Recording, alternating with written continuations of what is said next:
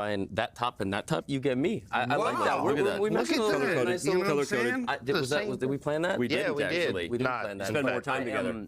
I'm pumped. We have an opportunity to see a revenge. Magnus beating everybody in the round robin stage except Wesley So, who went perfect to start 6-0. Obviously, succumbing to the last round of Fabiano Caruana, but Magnus out for revenge. Yeah. We have 2 days of action. This is an amazing matchup because Wesley has had success against Magnus in Rapid this year. So, Wesley. Wesley, you know, Wesley in Toronto, in fact, you know, hence the name Flexley Serrano, right? He actually, it's proven fact, he gets 100 ELO when he's here in Toronto only. So you got GOAT, and then you have, you know, Wesley So, who's on 100 ELO just because he's in Toronto. How he Did you prepare that run? I did. That was hot. Thank you. That was hot. I agree. Wesley So on 100 plus ELO because he's in Toronto. Let's go. The show flow moves across to the bracket. Let's remind everybody of how they got here. The semis were exciting. Wesley So fell behind Abdusaturov, if you forgot that. He had to complete a comeback, and that's what gave us a very long day of chess yesterday. Magnus Carlsen won, but it took Armageddon twice. Will we look back on that matchup with Caruana and say that that was actually the toughest, closest match? Or will Wesley So do what he's done before and beat Magnus Carlsen in a match, not just here, but many remember the 2019 Fisher Random World Championship? Oh, man, these guys are out for blood, you know, because I think Magnus doesn't like the fact that some people think Wesley can beat him in this format. I don't know. What do you think about that? Oh, definitely. I mean, Magnus, you know, he was showing up earlier. I want to hear y'all predictions just to make sure you're predicting against me so I can use that, right? So the world, like, hey, we're rooting for Wesley, right? But, of course, Magnus like, yeah, I want you to root for Wesley. That's what I needed today, that motivation.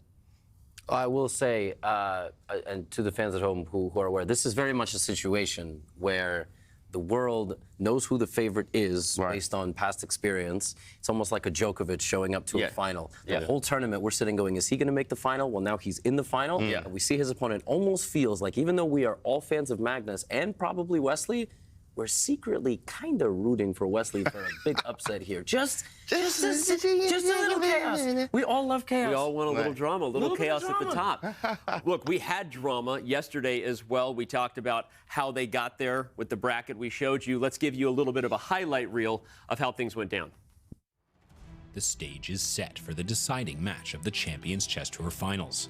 The finalists, Magnus Carlsen and Wesley So, are no strangers to each other on the world stage. Historically, Magnus has been the dominant player. In classical chess, their record is 5 wins for Magnus, 1 win for Wesley, and 15 draws. Wesley is a 3-time US chess champion and a former Fisher Random World Champion, defeating Magnus to claim the inaugural title in 2019. Last year, he won the Chess.com Global Championship, also hosted in Toronto. While an impressive achievement, there was one player missing from those finals: Magnus Carlsen. The current world #1 and highest rated player ever, the name needs almost no introduction. The 5-time world chess champion, many consider Magnus to be the greatest chess player ever. After 2 days and 4 rounds, Wesley and Magnus were the only ones with perfect scores going into their match against one another. After 2 accurate draws, it was Wesley that took it home in Armageddon, winning with a bold sacrifice early on. The round robin finished with Wesley and Magnus in first and second respectively, allowing them to skip the survival stage. The winners to emerge from the survival stage were Fabiano Caruana and Norbert Abdusaturov. Wesley had a choice in opponent for the semifinal, and wanting to avoid the world #2, he chose Norbert. This made for a 2018 World Chess Championship rematch with Magnus and Fabiano. After trading wins with the white pieces, Fabiano stole a game with the black pieces. All he needed to secure the first set was a draw with white, but Magnus had other ideas. An early blunder from Fabi spelled the end of that game, and set 1 was sent to Armageddon. Despite Magnus's winning position with the black pieces, he used his draw odds to his advantage and went for a forced repetition line spotted miles away. Fabiano spotted it too, but in his effort to avoid it, his position worsened, ending in a win for Magnus. He could just throw in the towel. Magnus Carlsen, brilliant tactical awareness to take this Armageddon. That is set 1 to Magnus. Set 2 was just as heartbreaking for Fabiano, losing in Armageddon once again, marking the end of his run here in Toronto. In the other semifinal, Wesley started out strong, winning the first game of set 1. Norbert then came back, winning the next 2 games, showing incredible poise in critical moments with mere seconds on the clock. In the 4th game, Norbert found a 3-fold repetition to get a draw and win the set. The next day, Wesley came out swinging, winning the first 2 games of the set. Noterbeck found a win on demand with the black pieces in the next game, but drew the last one to lose the set. Tied at 1 set apiece, the pair entered into a final best-of-2 set to determine who would go to the finals. After 2 tense draws, we retreated to one last Armageddon for the day. With immense pressure and $50,000 on the line for a single game, Noterbeck succumbed to nerves and time pressure, allowing Wesley to find a winning endgame with a massive time advantage. He's got no time as well and lost on the board. These are the final few seconds of Noterbeck in the Champions Chess Tour finals. And the queen can take this night. A new queen will appear. Noterbeck knows it. He resigns. Wesley So is into the finals. Great match. It's been a grueling week of rapid chess in Toronto. One match remains to determine a winner at the Champions Chess Tour finals. Who will it be? Magnus Carlsen or Wesley So? I think that was a proper tribute, a proper homage to the players who are no longer with us in Toronto. Love those shots of them exiting the door, but it's down to 2. Down to 2. It's down to 2. Yeah. It's Magnus, it's Wesley. Wesley. We start with the GOAT. Your thoughts, Yeah. Magnus? Well, Magnus always wants to win. We know that, not only in just the mental, but the physical. I actually saw him at the gym yesterday. Like, literally, I was just going to the restroom, and the gym's right there. He was walking into the gym to work out, and I was like, wow, the mental and the physical's there, as Wesley So even mentioned as well, too. He was like, yeah, he's just a little bit more fit at the top level, and you can see that. And then he went out to the Leafs game to see some other guys do their thing. Magnus is ready to go at all levels. Magnus also has said frequently that he thinks Fabiano Caruana is the clear number 2 in the world, and he might feel like he already got the job done. And Wesley is sort of the next in line. He might feel like it's a little bit of a weight off his shoulders. We see the head-to-head. They have played so many freaking games against each other. Yeah. 31-17 is wild. I mean, it's a 39 draws is wild. Well, 39 draws is wild, yeah, but of course, they've played, let's quick math, 87 games of rapid is what that was? And remember, fans, that stat was just rapid.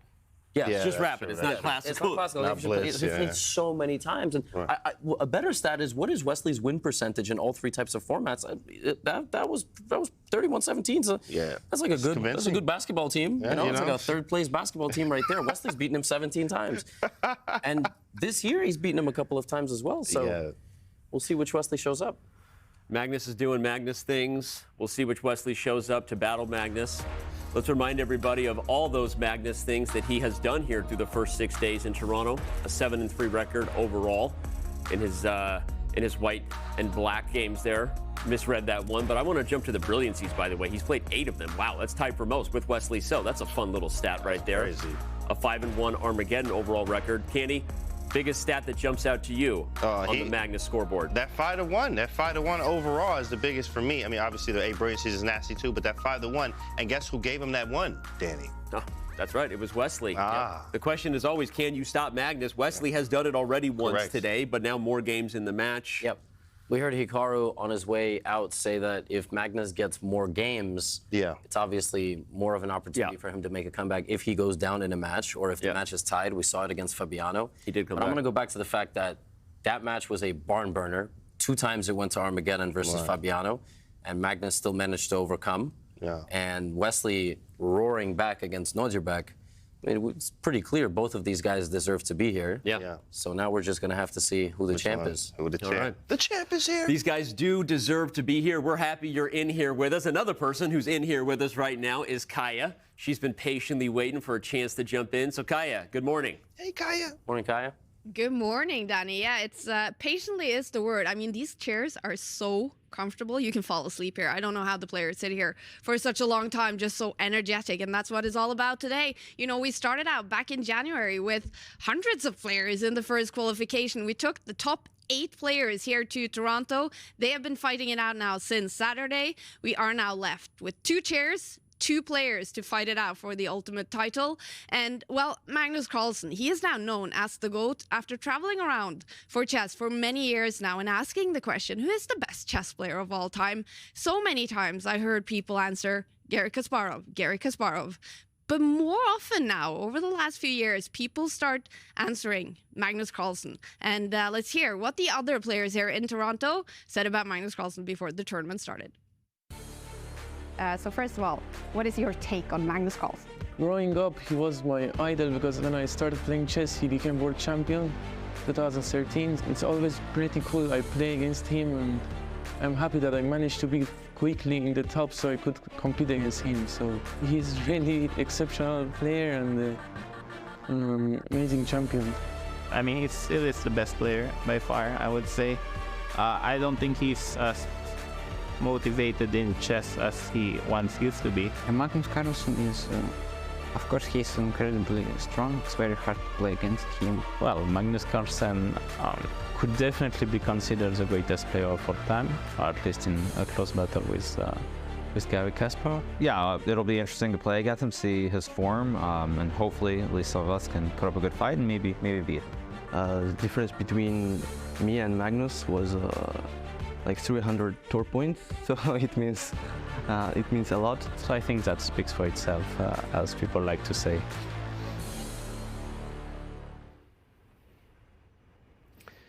He's admired by his peers. He's feared by his peers. Right. They look at his chess and they look at what he does. They're always impressed. Magnus Carlsen, larger than life in many ways, larger than chess. And speaking of larger than just the chess in here, we now have a fan zone that we got to check in with. Fans. The Chess Bras are going to be holding it down live at a bar not too far from here. There are already fans in there. We see a few of them.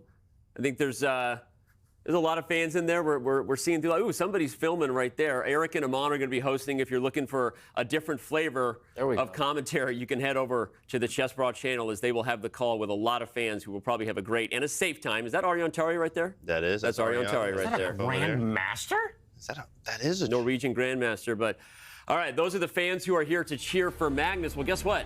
Last night, Magnus Carlsen was a fan as he went to the Leafs game.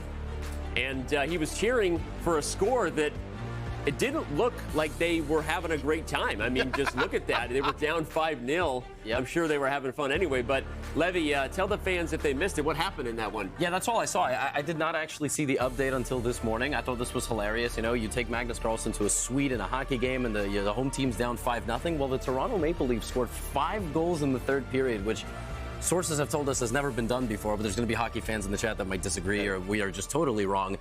The Toronto Maple Leafs score 5 goals in the third period to tie the score and then lose in overtime. Oh, man, perfect, that hurts. Perfect strategy for a Toronto hockey team. Perfect strategy. They lose in overtime. You do get points for going for overtime, but all right, we're overtime right now on Magnus. It's time for us to move across to Wesley So, and you're the guy who gives him the nickname, who just Wesley Serrano.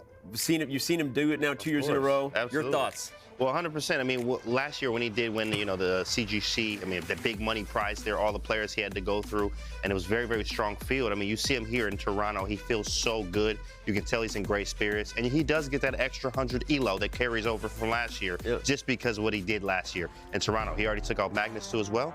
I mean, he's trying to do it again. Yep. And here's how he got there. If you forgot, he did it in comeback fashion over Nodirbek Abdusattorov. He was down, but he showed up on Thursday.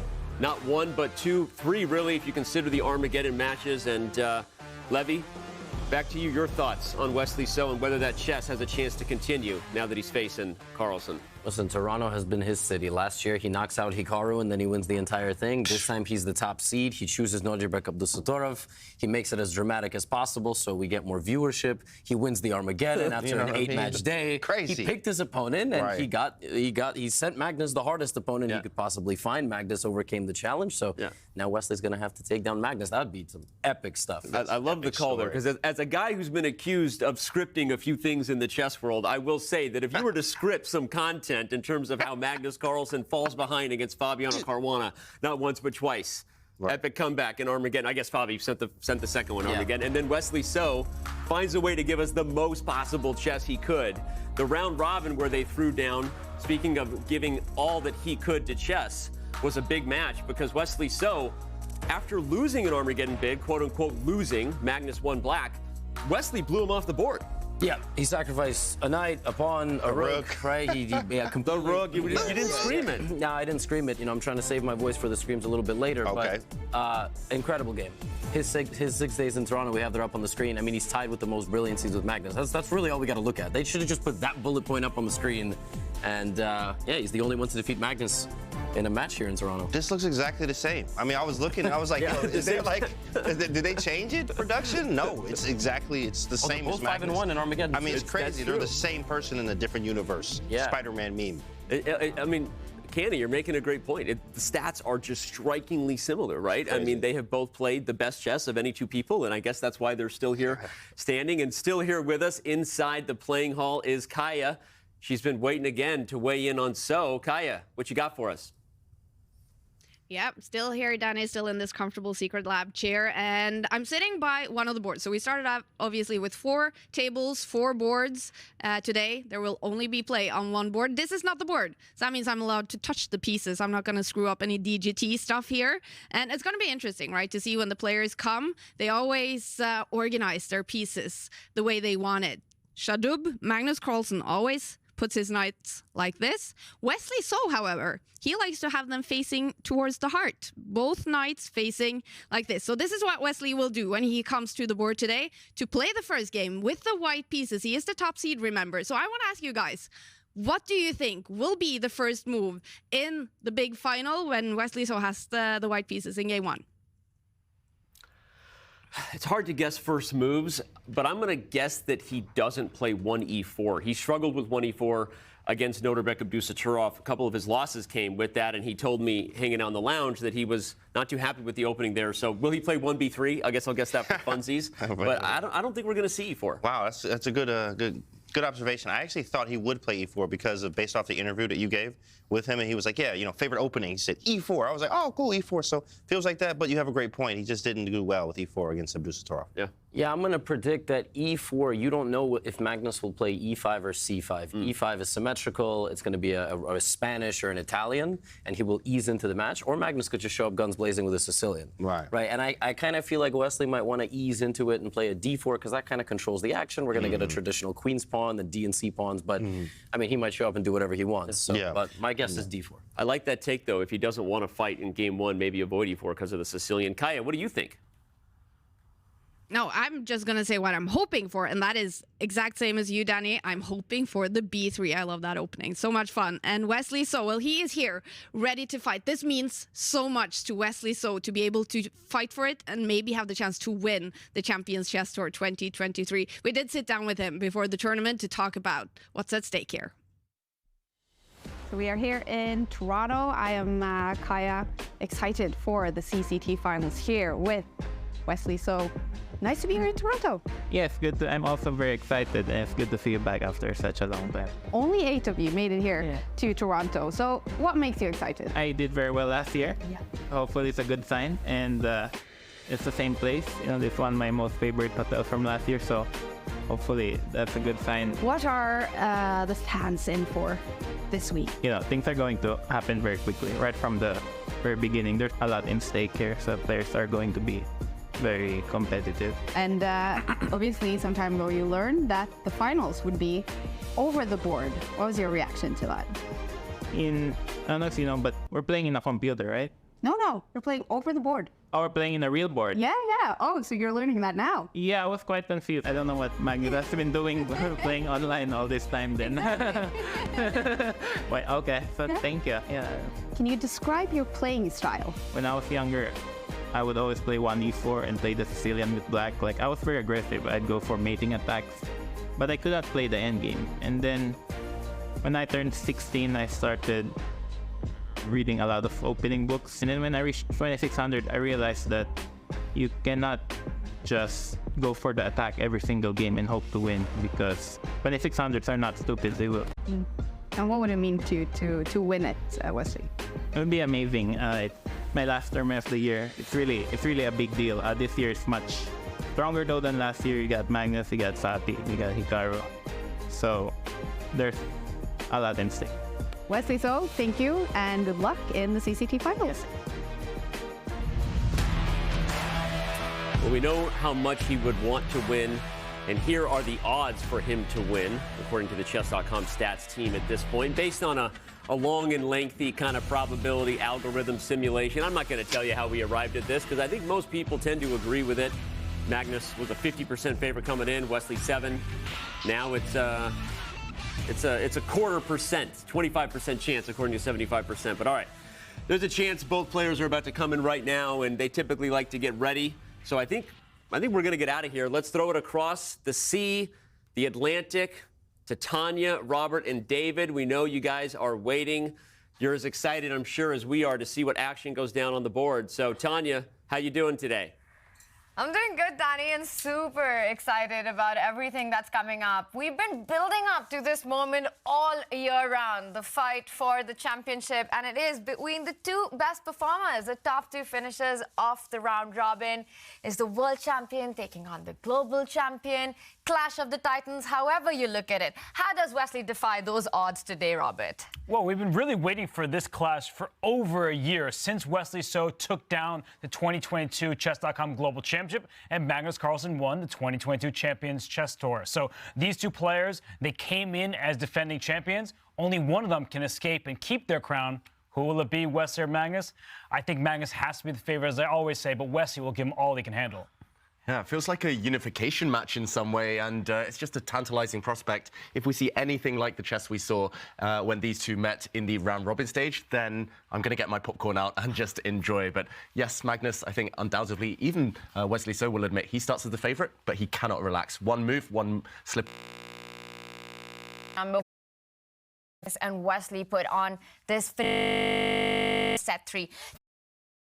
Was just as close as the Wesley So win over Nodirbek Abusatara because Magnus won in 2 consecutive Armageddons. It was tied 2 games apiece. Fabiano actually took 3 decisive games off of Magnus. Not something that many people can say in this world. So both players will be exhausted. It's the 7th day of an 8-day stretch here. So I think that both players will have to give all that's left in the reserve tank. And Wesley So did get the job done against Magnus Carlsen in the round robin.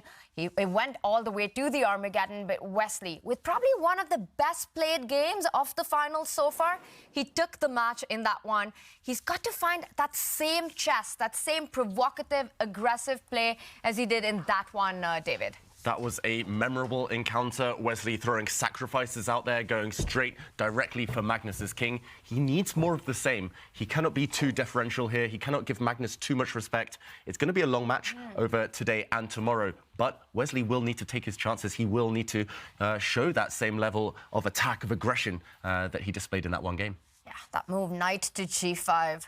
What a move that was, finishing the game in the Armageddon, at least starting the attack and eventually finishing the game. Now, for Wesley, it's a big question, right? It was a different format in the round robin. It was a shorter format with just 2 rapid games going into Armageddon. This is a best-of-3 set. And today, set 1. Are we expecting Wesley in a best-of-4 match to take a more cagey approach? Or does he, as David was saying, go for it, make the most of the opportunities from the very start against Magnus? If I'm Wesley So, I go with my tried and true method. I play solidly against this man right here, world #1 Magnus Carlsen. Doesn't matter if he's out late watching hockey, he always brings it on the chessboard. You see the players, they're about to get set. We will see Wesley's opening approach in just a few seconds. Will it be the King's Pawn opening or the Queen's Pawn opening, or how Kaya predicted? Perhaps we might see another 1v3. I'd be surprised if you see another cowboy chess here. Thank you so much for Wesley So, he starts with white. Thank you so much. Start your game. Ready, set, go. We're off. And it's the finals, the Champions Chess Tour 2023. Glasses off, business time. Wesley So, he's got to choose his first move. Which pawn? It's the title match. He does adjust Jadoop the king, and it is 1b3. Magnus Carlsen shakes his head. He is surprised. Magnus was not expecting this. I can't tell if he's more surprised or offended. B3 is not an opening you see at the highest levels of chess, at least not in this time control. You usually see it in blitz chess, but Magnus probably didn't take it so seriously, considering Wesley, he seemed to use it just to get something. But Magnus has not even played his very first move. Wow, not many people in world chess have the courage to play this type of opening against Magnus Carlsen. Usually they're trying to occupy the center, trying to force the issue. And look at Magnus, he's bemused. He's just shocked here, looking up at the ceiling, just trying to pick how to react to this shock, this surprise. And eventually he plays a bit of copycat, mirror image here. He gets ready to fianchetto black start square bishop, playing at g6, the knight out. And will Wesley take this knight? Big stylistic choice. White is flexible, No, he just pushes a pawn, and okay, we see the first mind games at work. And Magnus Carlsen himself has employed 1b3 with the white side. Definitely something that, yes, Wesley won a game against Nordebek Abdusattorov in the semifinals, but nobody could have expected this seriously to happen against. We were talking about this being the anti-young player chess approach in the opening. The guy Wesley's facing right now is not exactly a young player. Well, you could argue, still be in his prime, and I can't believe that I, of all people, am about to say this. Did Magnus prepare by looking at Twitter or X, whatever you want to call it? The answer is likely no. But Wesley asked the question, what should I do? He posed that question to Fabiano Caruana, and Fabi said the key to playing Magnus, jokingly, is to prepare for and against 1b3. So we have that opening on the board. We're going to have Fian Kettle from both of Black's bishops on the longest diagonals. And Wesley, he was the first to surprise Magnus. Now he's the one in the think tank. There is no combative play, no tension between pieces just yet. We're going to have a lot of fun from the start. We were discussing whether this will be a cagey start, a more solid approach, but it's clear that Wesley wants to start with energy, in a combative manner, in an unexpected opening approach here. David, what's the best strategy when you're taken by surprise early on? Perhaps Magnus was considering that b3 would be an option, but maybe not taking it that seriously. How do you approach that situation on the board? Yeah, it feels like there's always two different paths you can take when you're surprised. One, you think, okay, I'm being surprised here. I want to kind of rise to the challenge, fight fire with fire. I'm going to punish my opponent for their temerity in playing such an opening. All right, guys, welcome to the Fan Zone. Yes. Eric and I are here hosting from Toronto, bringing the ChessBra, Chess.com, FanZone collab. Yeah, this is the first edition. First time they've done an official fan zone here in Toronto, and we're happy to host with Chess.com. Got a big crowd behind us. Shout out to the crowd. Let's go. There we go. Maybe you should just leave it on the fan cam the whole time. Just outsource the work. They progressively have beverages. But yeah, we have the finals here between Wesley So and Magnus Carlsen. That's right. That's right. The fan zone is an excuse to grab a drink, watch some chess, and hang out. It's gonna get busy in here. It's already pretty packed, but dude, Magnus he sat there for like a couple minutes and did nothing on move one or something. Well, Wesley played b3 first move. I remember Magnus did that against me last year in the World Rapids anyways, so it's kind of he was probably just thinking about, I mean, all these past games. Like these days the players play pretty much everything. I'm just waking up. It's supposed to be scuffed, by the way. It's the first day this is why it's the fan zone, you know, a little more leeway here. But yeah. We'll have to find the B3 experts in the fan zone. Yeah? Yeah. I was gonna say, what do you think in terms of the crowd? In terms of pro Wesley or pro Magnus, what the predictions are? They're looking pro Wesley right now, yeah, I can tell, yeah. A lot of Americans here? Yeah, I'm looking for the Norwegians, you know, like, you know. Yeah, see, like I said, pro Wesley. Yeah. Pro. Oh, we got a Norwegian there. There we go. Shout out to Arne.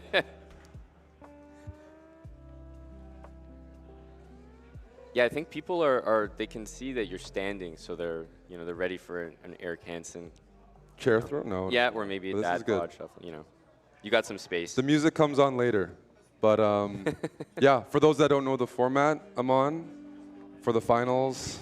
Like yourself? Yes. This is when you forget someone's name, I'm trying to. Yeah. And you are. Yeah, so the finals actually is exactly the same as the semifinals. So today, day one, we might see 4 games. It could end sooner, but 4 games of rapid chess.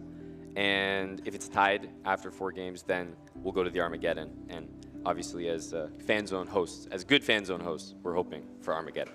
Yeah, I think Armageddon's been one of the more popular introductions just in general. Like there's been so many Armageddons this tournament. Yes. The bids have varied a lot, and I can just say myself that I've been a fan of that format. I've been a fan of them bidding on the Armageddons. I just like to see the guys with the whiteboards. Do you like to see guys upset during the bidding process as well?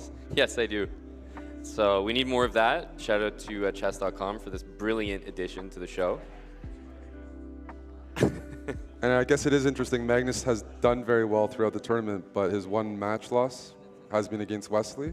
Yep, that's correct. So, and then somehow they meet in the finals. Yeah. So great script we've got here so far. Have you been following on Twitter? Wesley started tweeting again, or you've been seeing some funny stuff on there? No, I haven't. He's been trolling a bit. I think you might like it. You might have to pull it up after, but he's been trying to improve his Twitter game, or X game, I guess they call it. That Do they sounds call a bit, it? X game, no, that sounds something. The X Games? Yeah. Twitter game. It's also officially past 12, so no one has to feel bad about having a morning drink. That's right. Yep. And is it happy hour here? It can be, yeah. Yeah, sure. A good time, yeah, we can proclaim it happy hour, yeah, just right now. Called Belfast Love. Never known the Irish When the Irish turn down a drink. Take their hours. Yeah. Yeah, we also have the player cams here. Let me see.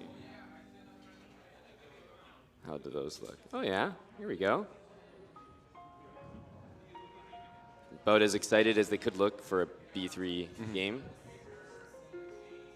But I think on paper, I'd anticipate a pretty even match because Magnus has won so many matches through Armageddon. Yep. And I mean, we went to the hockey game last night. That was overtime. You know, it's not always a guarantee that especially he's been winning with white, that you can just win on demand. Like that's right. That format should have some variance, some volatility, and Magnus has done both. He's won on demand, but he's also given up a game. Like Fabi won on demand. Yep.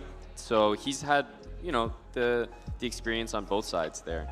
Wesley, on the other hand, he was like down a full set to Norderbeck, so he made a full comeback. I was pretty surprised by that, just because Norderbeck's super solid. Like psychologically, it felt like he had the upper edge, like the advantage against Wesley. He's good in time scrambles, and sometimes people criticize Wesley for not having as much fighting spirit, or sometimes like doesn't seem to like push really hard. But when yesterday, he was totally game.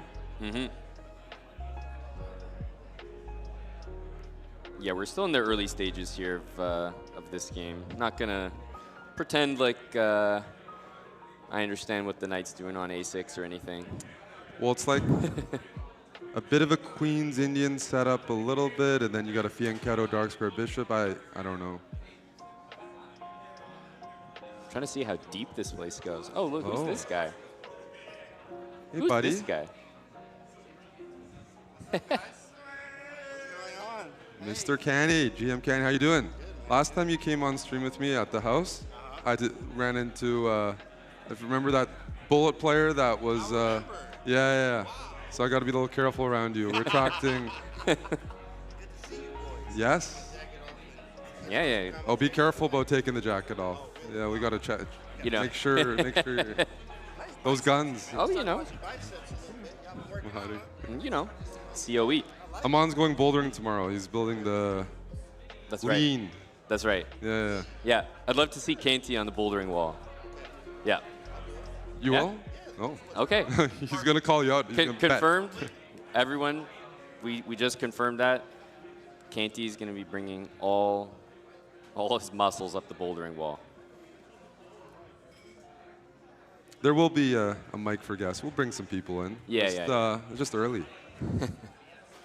It's very early. Like. That's what the fan zone is, though. Like, we're here as just welcoming people in. You know, guests at the door.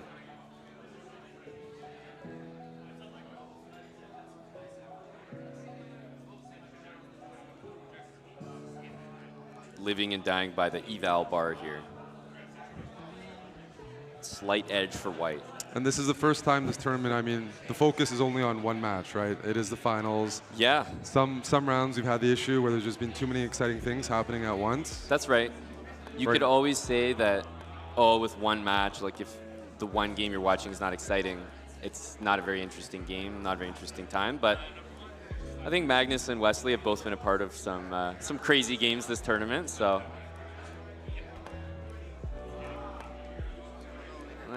Yeah. What y'all doing in here, man? What's going on? Big fella in here. Oh yeah, big fella. Yeah. We can barely fit you in. Let me get the. Okay, there we go. Just wanted to make sure I had 2 arms. I'm good. The cameras are working. Cameras working. The cameras are working. It's working. Okay. It's working. Thank you very much. What we got going on here, boys? Well, we're just, early days. We brought you on. Only just past. You're for the chess. Exactly. That's what we brought you on. We were analyze. just talking game, Nice. But now we've got you here as our lead analyst. Wow. Okay. Yeah. I have no idea what's going on. In fact, great. No, I think you started with a B3 today. You did. Wow. But now it's like a bit of a D4 opening, Queen's Indian kind of structure there. But I was thinking, I think Wesley, he's not a huge underdog in the format because of how he's done this tournament and the fact that Magnus he's done really well, but it's been through Armageddon, and yeah.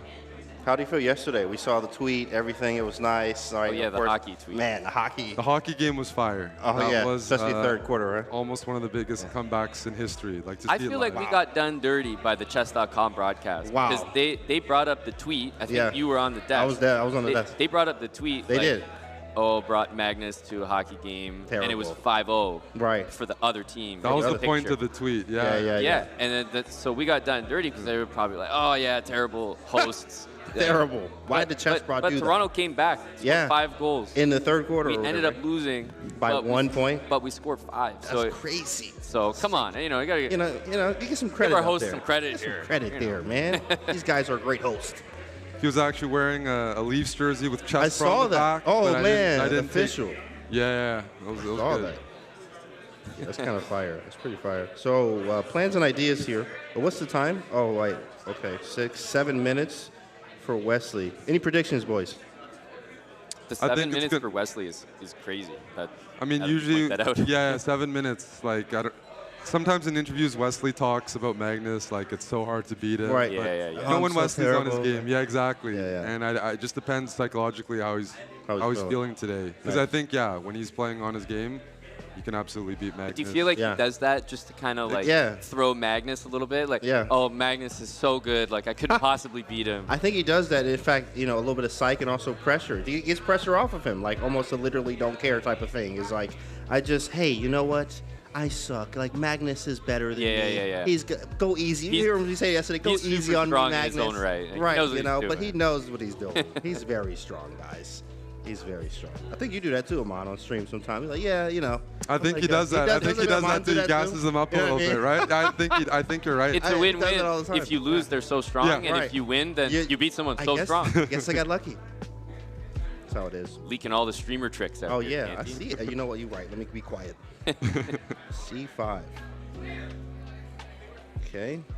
I mean, I'm partial to White's position. Just so beautiful. Don't have a knight on A6 to worry about. I like White. I do like White. It looks good for White, but these are those positions where Black plays knight e4. They slowly start to grab some space. It's hard to play as Black, but I've seen some model games where you just go super active and risk the hanging pawn setup. In case White takes on C5, you have hanging pawns, which are risky but super dynamic. And if DC, do you take with knight or B? B. B. Usually B. I mean, not always. You could take with the. I can't say for sure, but pawn, right. But I think this already shows Magnus is being a bit provocative, and maybe because of the time situation, keep all the pieces on the board, have the hanging pawns, and try to maybe get that early psychological advantage against Wesley. If you know. Just gonna close. Mic check. All right, there we go. 94. Okay. Right in the center of the board. Let me see what chat talking about. What's up, boys? See the chat? Can we get some energy, chat? Yeah, we got 2 chats energy. here. We have the FANZONE chess chat. Oh, we got the and then we got the got the all right. online chat. You got the online chat. No, you shouldn't wave at her. She's dangerous. Oh yeah, dangerous. Yeah. But everyone else is. Everyone else is cool. Yeah. What's up, guys? There we go. There we go. What up? Yo. do something for the. You gotta keep your eyes on the crowd and make sure you notice who has a drink in hand. Really? You gotta keep tabs on the high energy attendees. Yeah. High energy attendees. Yep. That's right. You know, I didn't get to catch up on Wednesday because I had to play Arya. And you had a lot of work to do, bro. I saw that. Like I saw that. You wanted to play, you just wanted to butt heads, and you know sometimes. Was it for shots too?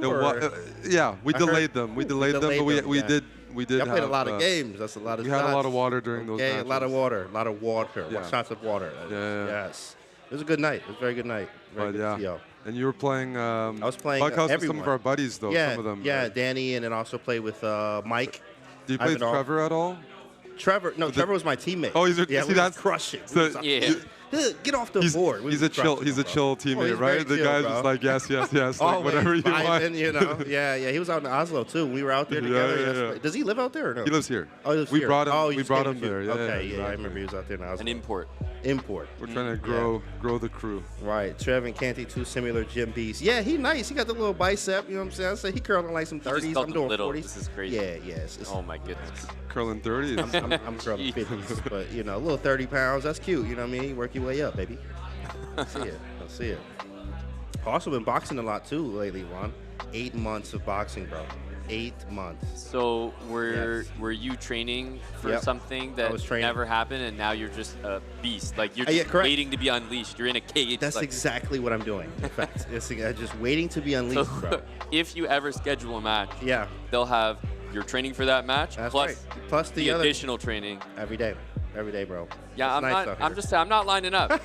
I'm not. You are already You can retire. I mean, you're a world champion boxer. I'm looking to do that. That's what every boxer dreams of. You retire, retiring man. undefeated Retire as on a the top, champion. baby. Exactly. Yeah, retire on top. That's fire.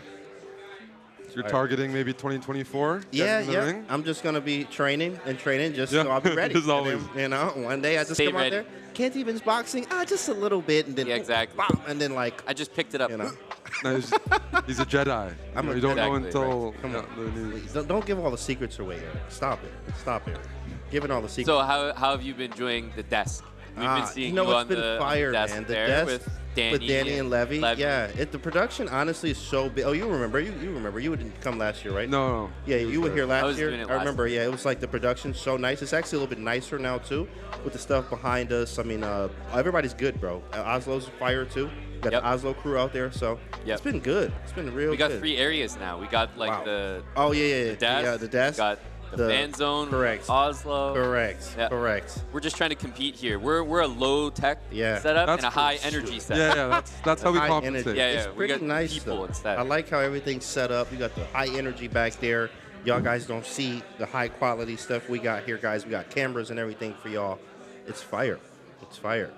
I think chess should be in more. You know, social settings. We want to start filling out those stadiums. So this is a good start. You know, you got the people chilling, socializing. Yo, what's up, big dog? What's good, man? We here, vibing. High tea today. What up, Abe? Yes, sir. Canty, I almost feel like is a Toronto regular now. Like, I am. Almost want to call him a local. I am, bro. I come here every 2-3 months. You call it the Ronto. The big Ronto. The Ronto. The Ronto, baby. Yeah, I come here depending, you know, but. Yeah, I love it out here, man. I actually passed the spot. I was like, oh, yeah, I had a date there, you know. That was nice. Hey, it's a nice spot. I mean, you know. Just knock up choosing well. Yeah, you know. Good memories. Back in Toronto, baby. We don't know. Yes. 2671 high. Yeah, I got to get it back up there. Oh, man. People are checking your stats. Yeah, they're oil checking you right now. They're trying to check. They're pocket checking your rating there. It's fire. Hey, what the heck is going on? Whoa, what? Is he lost, James? Is he lost? Is that a mouse slip? That's an OTB slip. No, it's must be some bishop a6, and he's gonna like a DGT error. What is a6, this? and like trap the knight. Yeah, there's something against the knight on b5. What is rook a1? I mean, yesterday when Magnus put his knight on f7, it paid off against Fabiano, right? That was that was very nice. But here it's a little not quite the same. Yeah. Oh man, Magnus with a deep thought. I feel like big it has brain. It's played. Weird. Ooh, exclamation mark. Whoa, big fella. The room is shaking after that. Well, how does the line go? Rook a2, ab5, queen b5, bishop a6, queen c6. Magnus going for something very concrete here. Yeah, like queen b6, and well, if the engine is saying like evens. Maybe some like perpetual with attacking the queen or something.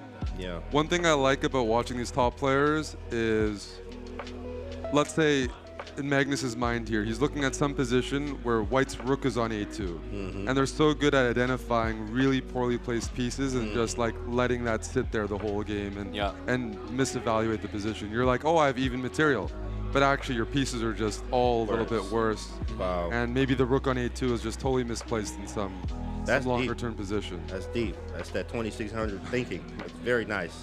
2600 plus. I'm gonna submit my answer to the class here. Okay. You know, rook takes a2. Got it.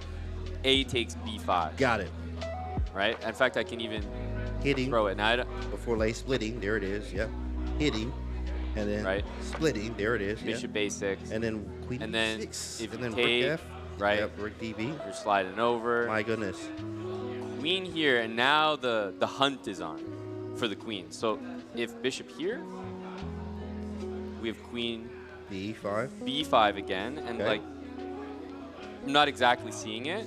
Also, if rook b3, then we can take on d5 here. Right. So, I mean, I'm seeing this, and it looks like black's completely winning. But this is where I would like maybe fail in a calculation. I'm like, as black, I'm like, okay, it has to be completely winning. Where's the KO? Yeah. Where's Where the is KO? the KO? That's a good question. Is it not the queen getting trapped? Bishop b5, queen d5, rook d8? Is that a... My goodness, Eric, you dirty dog. I'm good at trapping. You dirty dog. Ladies. Oh, trapping the... Of course, Eric. Of course. Look at this. He will find a way. Crazy. Wow, very nice. And of course, the rook on a2 nice. just looks. Oh, who is a that? Who is that? resub from Daniel Wrench. 45 months, that is.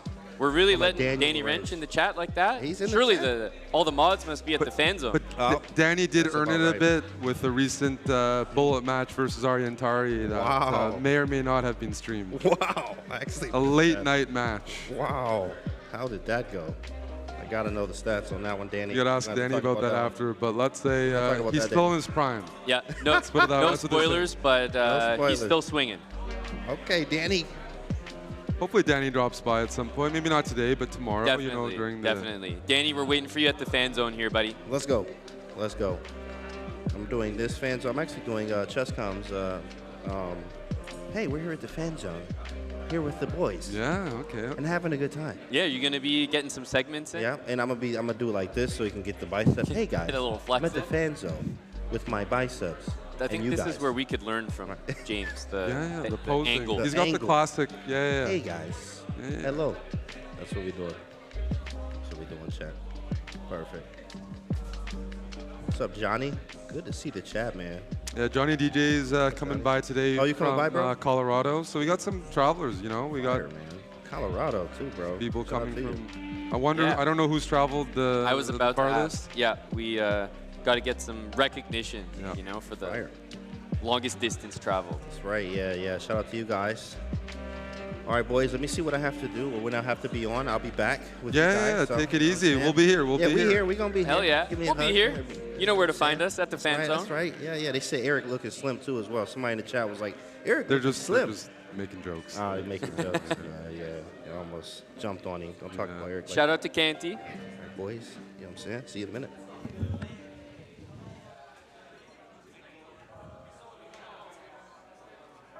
I feel like a lot of space just cleared up here. Yeah. Exactly. But what about this position? We got the D4 square about to open up for white. Yeah, I feel a little partial to it. I can't lie. Like, I know this was kind of Magnus's calculation, right? Because he's the guy that put the knight on a2, so he wanted all this. But we get a pretty nice imbalance. Let's say c4 happens, then white has this amazing square, but black has a protected pass pawn. I feel like I'm partial to white. You would definitely. This is Knight d4. Like, Knight d4. And just show after cb4 what white's idea is. Yeah, it obviously we have the pin here on the queen, but queen b2, and then we could take back, and that would be even worse. I would get the d4 square, but black wouldn't even get a protected pass pawn. So disaster if if that were to happen. But then it sounds like c4 is almost something you have to play, or you just take the isolated pawn setup. Yep. Or at least if maybe you allow knight d4, maybe you could allow b takes c5 so that a3 is a target. But in terms of the difficulty that it is to play, I feel like Magnus has to work a bit harder or has to be more accurate.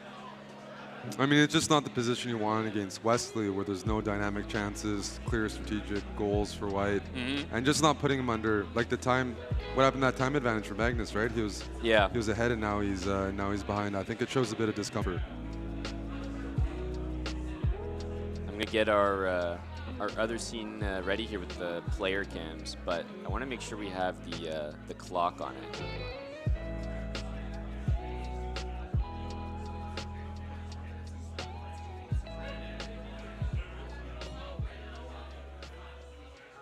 You want to get a close-up of the faces there? Yes, I do. Trying to add a little professionalism here.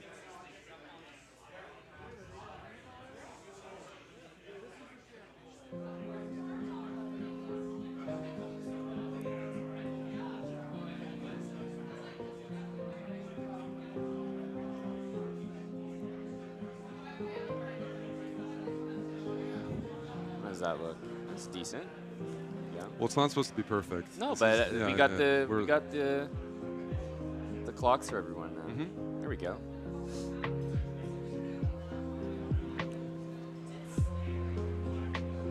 Queen f6. I think, would you snap the queens off or actually do queen b4? I know you love your queen trades. Queens would be gone. Queens would be gone. No calculation. Queen takes f6 off the board, and then a takes b4. So much confidence in that I'm wondering why he didn't do it. Well, I mean, you might have been right. I mean, trading the queens, the only drawback is you don't attack the b file. But Magnus played this right away, just snapped it off. And I think there's something here. Yeah. Some understanding. Either you're going to win the d4 pawn, or there's some tactic on f2. But because if white just gets d4 controlled, like you could lose a long game. But that's exactly why I would take and take on b4, because then d4 isn't concerning. But I take the path of like no danger, no risk. Wesley is like he's a machine like that. Like he'll see like a murky path, but he's like, objectively, I trust my calculation. I don't see a problem with it. He goes for it. Impressive. I'm trying to understand what Magnus is doing, and I think he got rid of his weakness, his pawn. And yes, it is a full pawn for white, but it's on d4. It can be blockaded. It's isolated. And after this move, knight d6, you have rook a4 coming in. All of a sudden, there's coordination for black. You also improved your light squared bishop by sacrificing the pawn, the bishop on b7. So a pawn sacrifice, but sometimes it's better to play a pawn down with activity, especially in rapid, than to try to hold on to material and have to find very tough moves. I think that's mark of a very, that's just, you have to be a strong player to have that recognition. Because if I was doing it, I would probably let my time go down because I'd be so conflicted, but Magnus is clearly playing off the field here. Yeah. And that's just as important. Because we're at Belfast. Love for the fan zone. King West, Ontario. Yes. Toronto. But it sold out them on pretty fast. It really did. There were a lot of people that maybe were a little disappointed they couldn't grab a ticket. So that's always it's always a good thing. That's a reminder to everyone in here, you know, that their ticket's really valuable. Someone would love to take their place. Yes.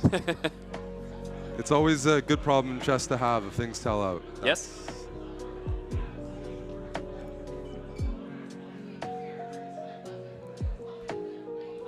Okay, we're gonna get like knight.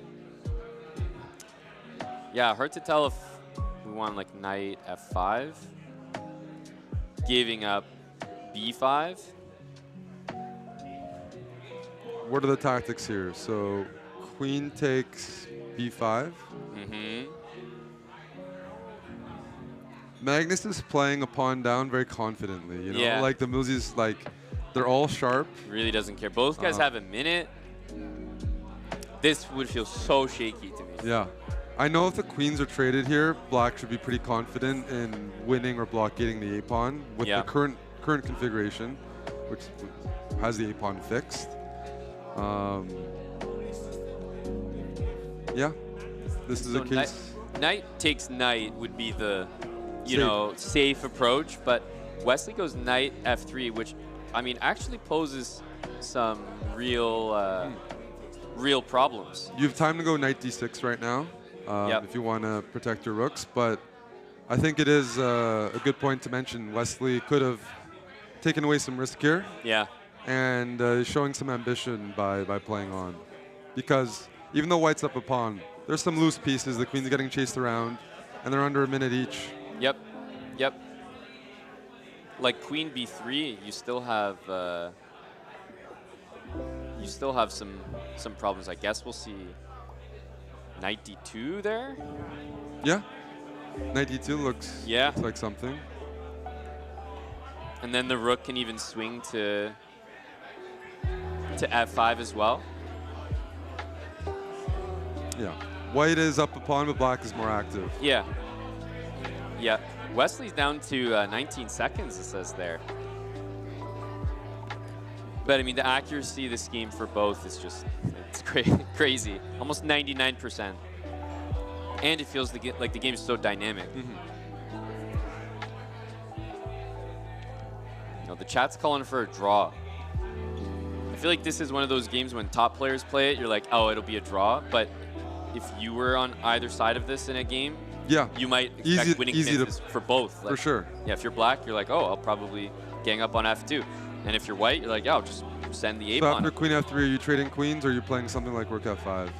Probably rook f5, maybe more in the style. Although it depends what his overall understanding of the endgame is. If he's like seen it before and he's like, yeah, the rooks just stay on the a file and white can't do anything.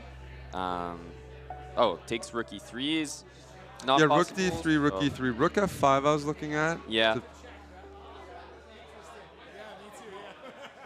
But I think Magnus will show how black comfortable holds here, right? He definitely seems confident, you know, like put the pawn on g4 maybe, trap the king in there, and hard to do anything. I mean, I guess one of the issues here is your up a pawn is white, but you can't advance the a-pawn too easily because of moves like rook a4. And with the weak pawn on e3, if white moves the king to the queen side, black will try like to... The black king will show up and win the game as well if you bring the king all the way over.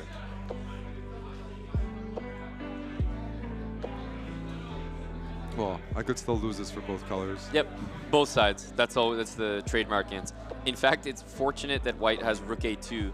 Rook a1 is a waiting move. Yeah. Otherwise, it might be lost.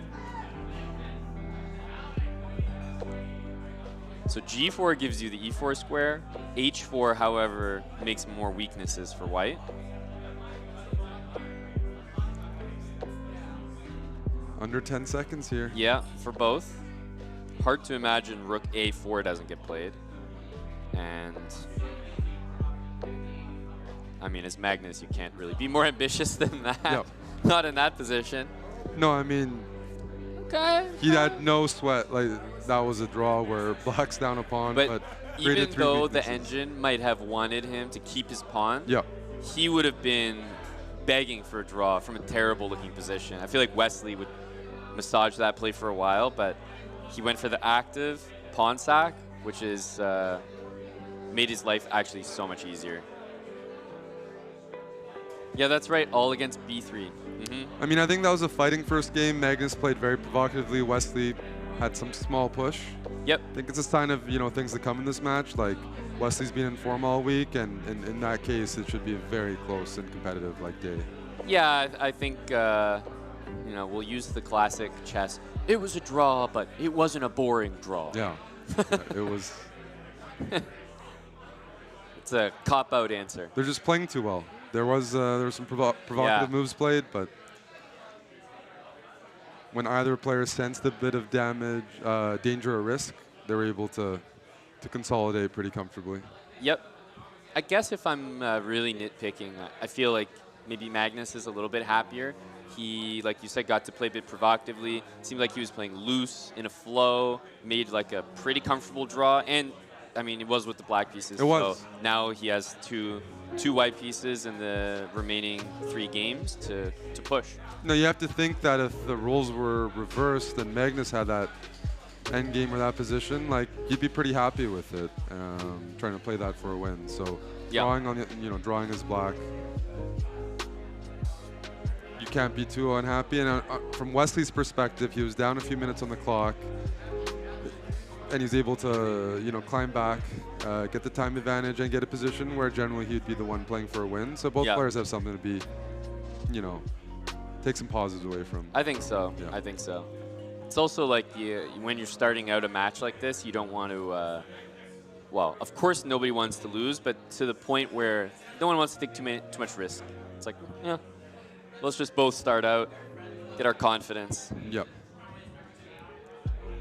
Yeah, it's like when I played Title Tuesday, my first game. It's like pretty early. I'm happy. Sometimes just not losing. Just like those are sometimes your worst games. Like the game started at noon here, and I can say for sure Magnus is not a morning person. I think it's pretty well known. Yeah. And he's been doing really well in Armageddon, which is around 5 p.m. Yeah. Wakes up. I think he starts playing a bit stronger, throughout the day, and that might apply to some other players too, but he's definitely a night owl. Definitely applies to me. My chess.com insights have me playing awful on Tuesday. Yeah, they do data, see like which time periods Literally and data, how you perform. There actually is noted, like for sure, I'm sure I have a big swing in level. So we have a little baby intermission, right? We do. We can take an intermission. Show the bar. I can find some guests. I don't know. Yeah. We don't have dancers. We're not at the NFL level yet. We don't have any. Yeah. We could where we try could to just ask do a people to cutscene. dance. Yeah. That's right. Yeah. Hey, Bredker. Nice to see you. We have Eddie in the chat as well. I don't think so, Gob. Otherwise, it would be impressive. Eddie double fisting the chat and the drinks. Yeah, I think we're expecting throughout the days 150. Those are the ticket cap. Yep. Tickets are capped, but maybe it'd be good to see a line outside and that's right. People trying to get in. 150 is a good number, though. Yeah, baby steps. We would need a cheer squad. Yeah, as the viewer said, 150 is a good amount for you to run marbles. Maybe you can run marbles right here. An in-person event. In-person marbles. That's actually a pretty fun. Gears are turning. That's actually a pretty fun idea, I think. Everyone pulls out their phone.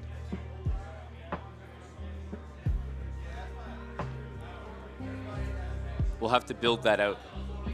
Build that out for tomorrow. Yeah, banned from the bar for sure. Yeah, FANZONE ticket revoked. Yeah. Loser of the match, just get Canty to drag him out. Yeah. Oh, that's good. We'll send Gory to some other security guys. Yes. Yeah. Well, Gory might be the one being dragged out by Canty.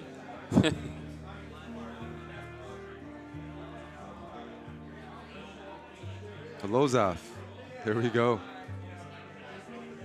Yeah, that's right. Now we can, do a check for who's. Suyin in the chat, who's probably here somewhere, says marbles.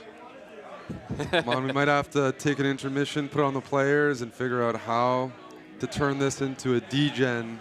It's Friday. We got a lot of people taking Friday off work to be here. Yeah, I think that's which we appreciate very much. I think we might have to brainstorm. I agree. When Eddie's saying roll the stones as well, the pressure, I feel the pressure now.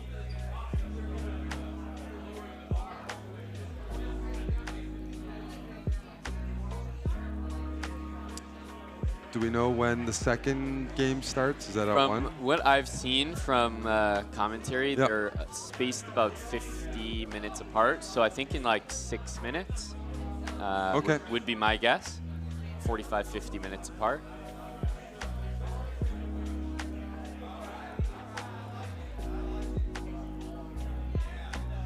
I'll leave this up here. Do you want me to go find some guests? Investigate I or? think so. You know, we've got 5 minutes of color commentary. I gave Aryan is around and looking. Find an unsuspecting commentary victim. Unsuspecting commentary victim. Sounds good. Instead of a ban, loser has to buy a round for the bar. Not sure. Some people might opt to get banned. Yes. Yes. That's an expensive round. Especially as the day goes by. It's my first time here, actually. I've never been here. I haven't been here properly myself, but I have entered the vicinity before. I went upstairs here a couple weeks ago to scout for late night, clubs, bars, things like that. Yep. And then I was given a review that there's very good food here during the day, but even this place turns into a club at night. This is a bar. Yeah. But apparently gets dancey. That's right. And hey, Aryan, you're giving me a bad look. What's up? You're giving me a bad look.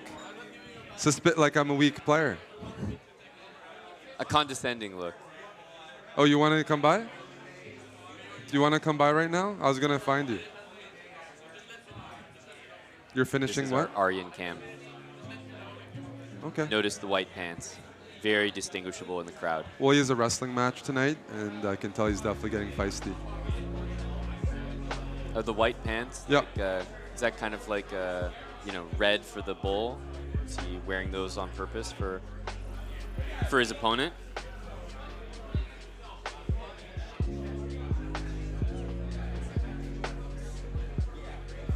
Yeah, someone was saying my arms were looking skinny after Canty got on. So it's like, geez, they really are.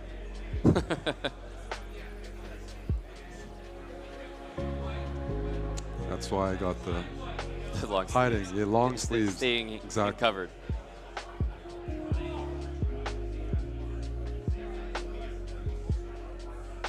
Yeah, I think it's a nice, definitely good quality here. Like we have a whole setup as well that you guys can't even see. We got Canty giving an interview there. Oh yeah. The big fella's live, I think. A lot of staff helping, make this happen. Yeah. Like it's such a, the camera's this way. People don't know what's behind the camera.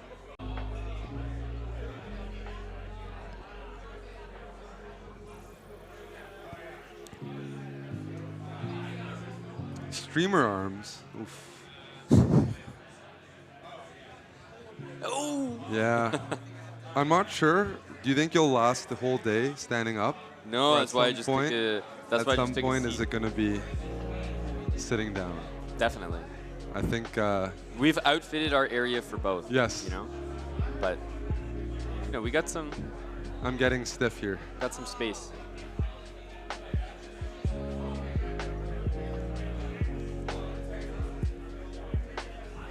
That's right, Freddie. That's right.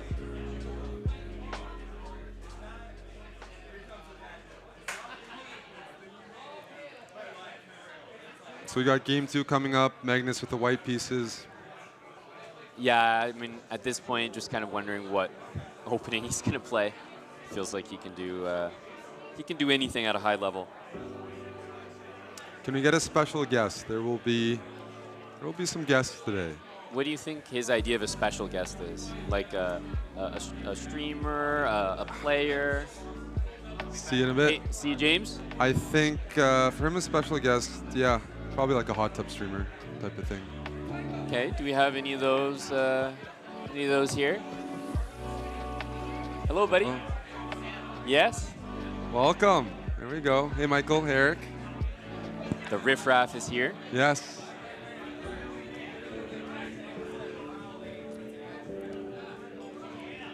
Yep. A lot of special guest options. I mean, I'm all ears, Very general question from Bagels for Brecky. Are the lads drinking yet? Just the lads, the collective lads. Why is she not here? What's that? Why is she not here so she can answer that question? It's a great point. Yeah. Yeah.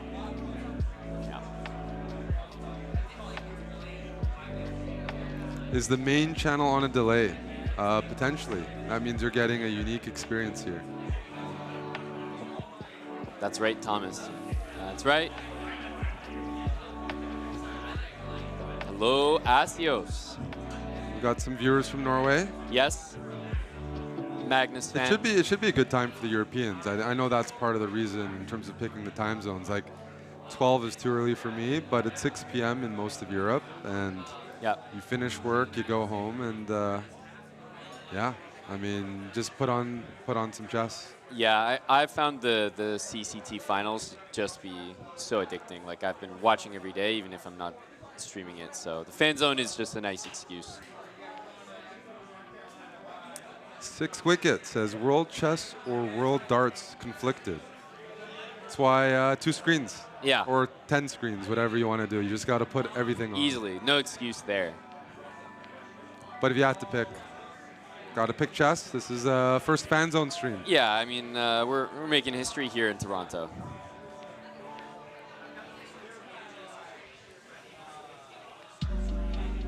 What's the average ELO in the room right now? That is a good question. Because there's not too many people bringing it up. No. What do you guys think? Average ELO in the room. I don't know, 1,000, 1,200. Yeah. It's higher than 600. There's some people that look like they're ready to play blitz, like the hustlers. I think this. As far as I know, there's some boards. There's chess boards. Yeah, I'm gonna investigate. There's boards set up. I don't think our fan cam really catches because it's way in the back. Oh, I like this view. Yeah, it's way in the back. There's a nice We hat can use there. this fan cam to pick people out from the crowd. I see our firefighter buddy just arrived, and he's already at the bar. See him right there? Yep. Oh, yeah. He just got in this morning. Amon, I can say that some people who came out to hockey last night, and then wandered the streets, they're still sleeping in. Oh yeah. I'm checking attendance right now, and at least 20 people are. No, like actually, like I'm here, but hardly anybody's here from the post-hockey shenanigans. I think I like the vibe that I'm seeing. I'm definitely gonna sense. It's picking up. It's picking up.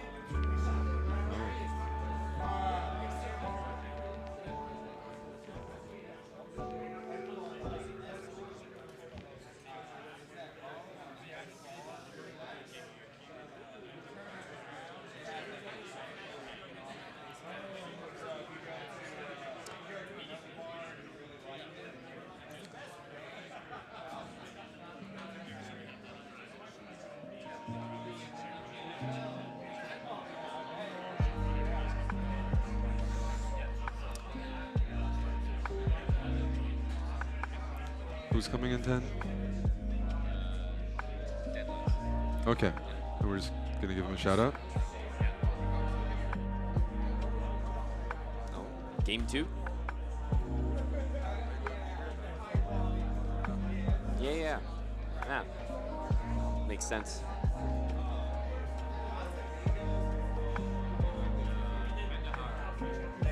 Alrighty, I think we got game 2 on the road.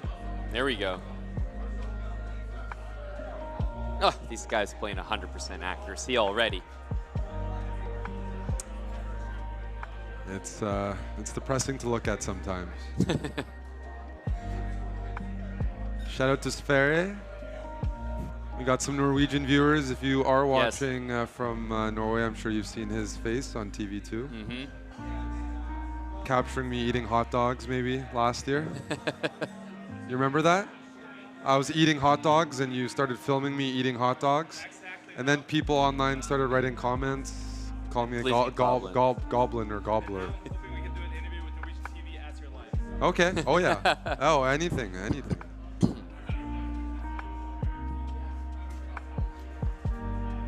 Dude, I've been around Norwegians so much the last 2 years. It's like I can't escape, no matter which country I'm in. This guy or just in general? Yeah. In general. Yeah. It's it's a small country, but they're very well represented. That's right.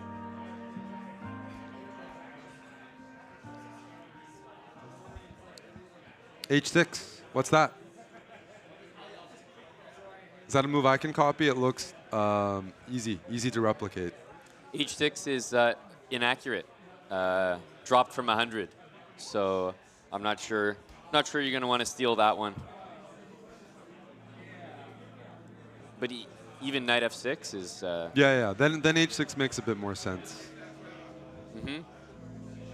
Yeah, I feel like you almost always see the knight go to b6 in these positions, but...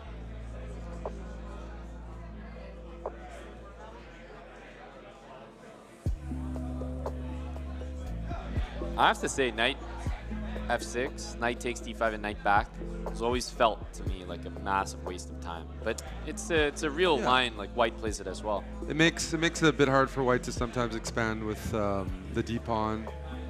And I don't know if black's fun to play bishop e7, which is more normal when the knight's on d5, or bishop c5 and get some sort of different structure there, or improved pieces. And no knight g5, of course.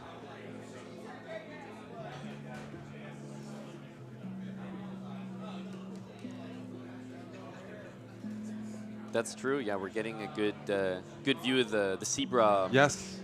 The representation. The toque. Yes. The toque specifically. Hasn't been too cold here in Toronto, but it is toque weather. The wind is picking up.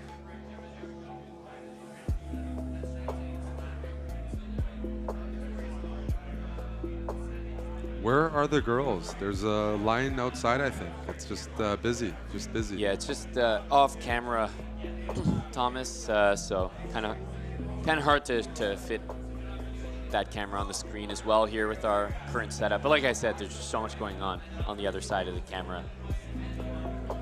Oh.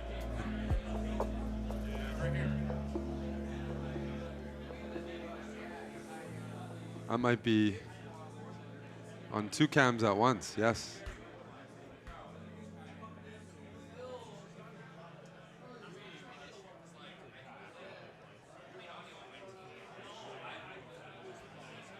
Have you tried the food here yet? I haven't. Okay. Not yet. Pizza's supposed to be very good. I might be going on a coffee run. Coffee run. Yes. Absolutely.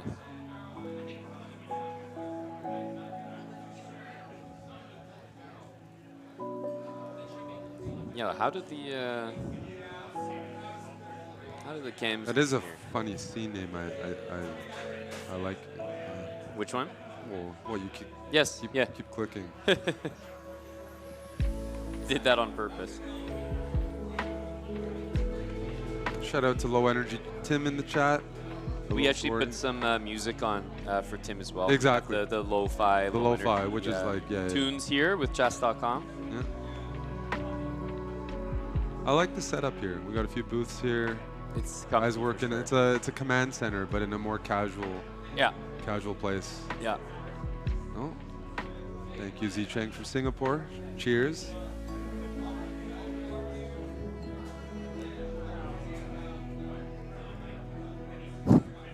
This is a new position. Unfamiliar. Like, it looks like a Sicilian, but I love having pawns on a6, b6. Magnus is playing it, you know, a hybrid of a few different, like, it started with c4, but now he's playing some hedgehog pawn play on the queen side, and black's bishop is on d6, which is relatively rare as well, and it's not the optimal square, so the players might be, at least, they should be inexperienced in the structure relative to most positions they play. That's a good point. Yeah, and there's, as soon as the bishop goes to b2, then there's always the discussion like e4 and sometimes e3, just to mess up the pawns. Goal Evan says production quality here is fantastic. Is that right? You got you know, there's a crew of guys working hard here to make that happen. We got the chess.com studio, essentially, mobile studio. And I'd like to think it'll be fun here. Yep. I feel like one area chess.com never lacks in is the production behind the scenes. It's definitely a lot that goes into it.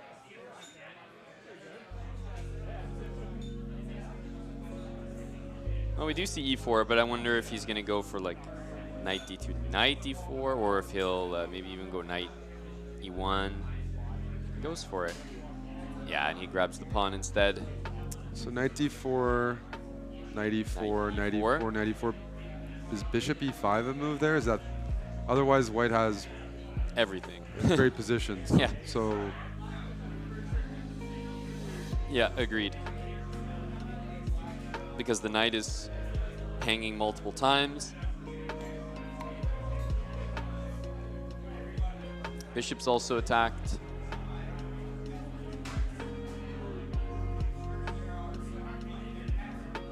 I think that has to be played. I mean, white's very happy if the center clears because the bishops on g2 and b2 are better placed than black's bishops on d6 and c8. You can just... You've won the diagonal, or the longer range diagonal, so.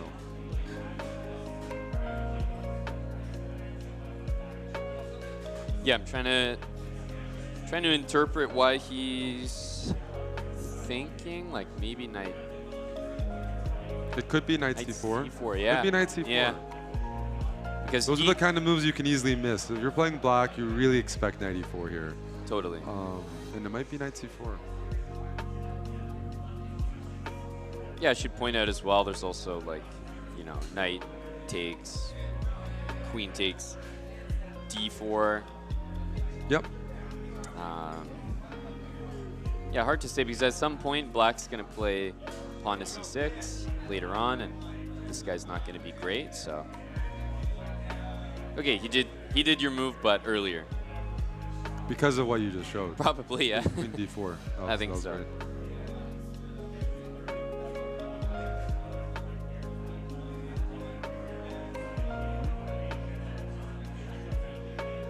They have coat check here. I can say, you know, really from do. playing chess tournaments, it's not standard.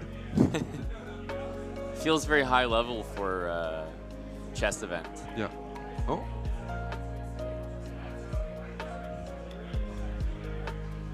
I'm going to briefly take off and let him on. I'm going to briefly take off and find Aryan. Yes.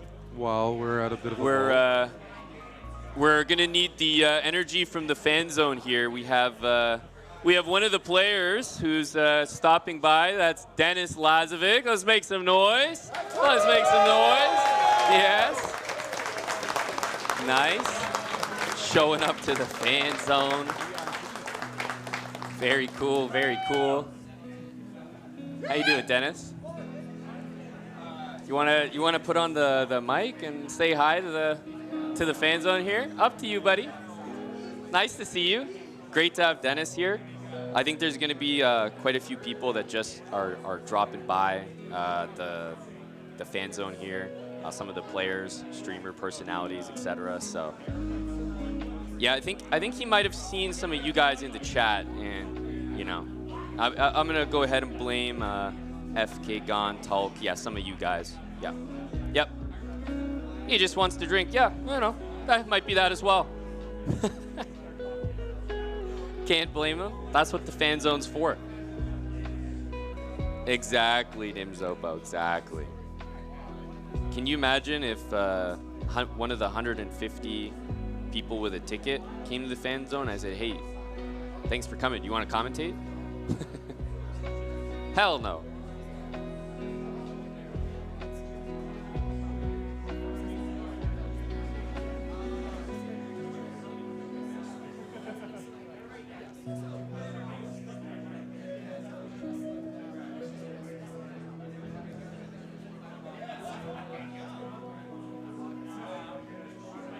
Sleepy tunes is what we're going for, buddy. We're going for sleepy. You know, we have the player cams, right? Magnus, Wesley, those guys are working hard. We're not working hard over here. We're chilling. Although, to be fair, for a guy working hard, Magnus and Wesley really do look like they're listening to the same playlist we are here. I think they both got lo-fi They can hear the lo-fi somehow. Can you get the player clocks, please? Yes. I'll get the player clocks for you, and you can get a pair of eyes. How about that? I promise you, it's somewhere. I spy.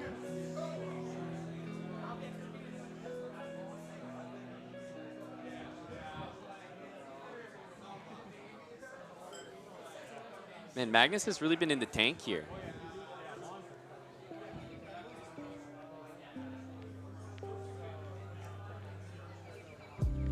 Bishop e5 threw him off, I think. Eric mentioned this move, Bishop e5, but we only really looked at it after an exchange of knights, where I guess it's just a little bit easier to handle. The knight's gonna move, of course. You might see like Queen c2. I'm looking at knight b5 here, but might be a little unnecessary.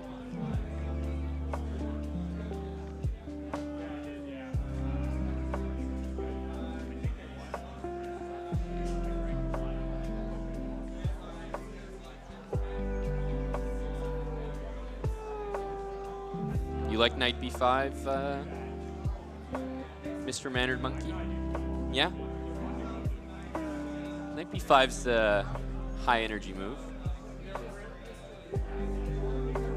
I mean, time, I don't think it's, I don't think you read into the time situation too much as like Magnus is in trouble, but I think the time situation speaks to how comfortable the players are with the position.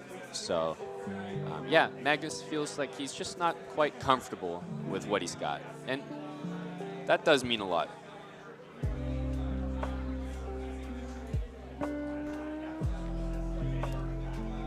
Yeah, knight f5, knight e6. I truly, there's lots of moves. The only move that you probably wouldn't want to make is knight here, because I feel like the pawn is supposed to go there. Oh, knight b5. Brilliancy. Brilliancy, really? Oh, that was my first instinct. Brilliancy. And that's an average move. Average move for a fan zone commentator and attendee, you know? Anyone here could have seen that. Anyone here.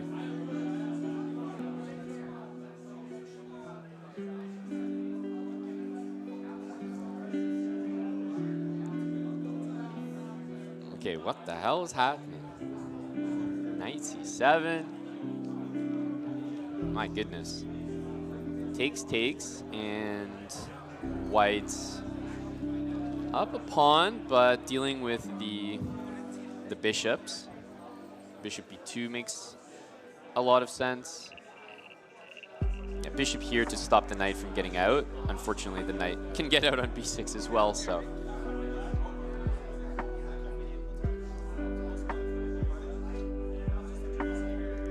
Eric's just bouncing around. Full-time interviewer.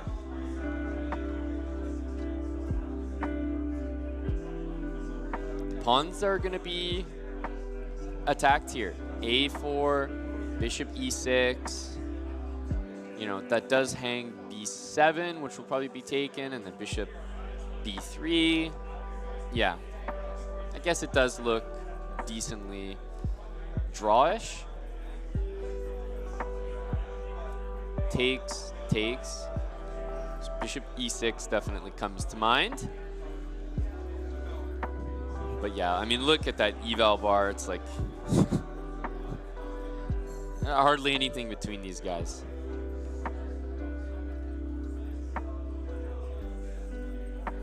A slow start to the match.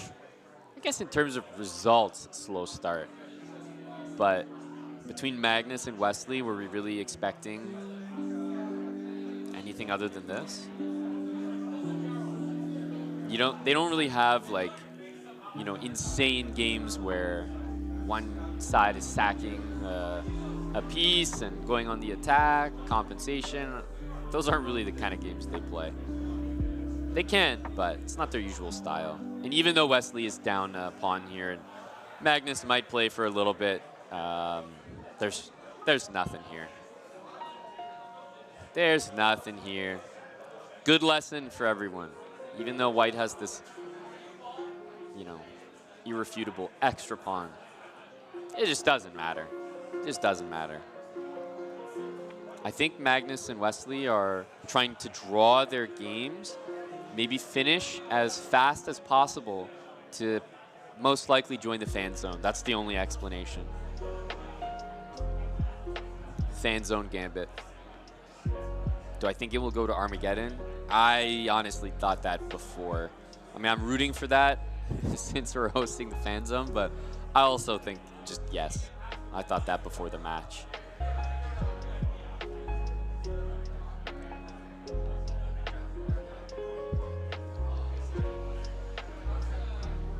Yeah, it's a fan zone. Hello, Mattis. It's a fan zone.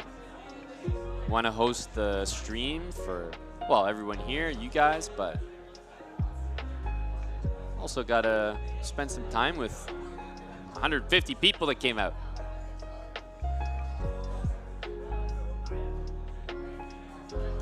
Oh, hey there, buddy. Just looking at an enthralling endgame. Ah, okay. You rushed back, I see. No, I didn't. I didn't look at the position before. I just wanted to sit down. My neck is sore. My back is sore. I just had, you know, a couple interviews, but yeah, this happens sometimes. I mean, that's why the Armageddon format is good because the players are so competitive. The level of chess has improved. That I mean, the players can fight and just have draws. Like it's just part of the format. So the Armageddon, you know, if you ask me today, the chances of an Armageddon might put as high as 50%. Yeah. You know. Yeah. The guys look a little sleepy. Not a lot going on in this one here.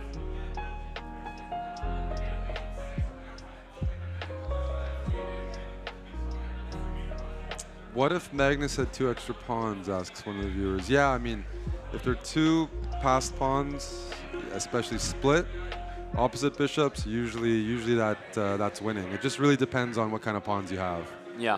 Double pawns, no.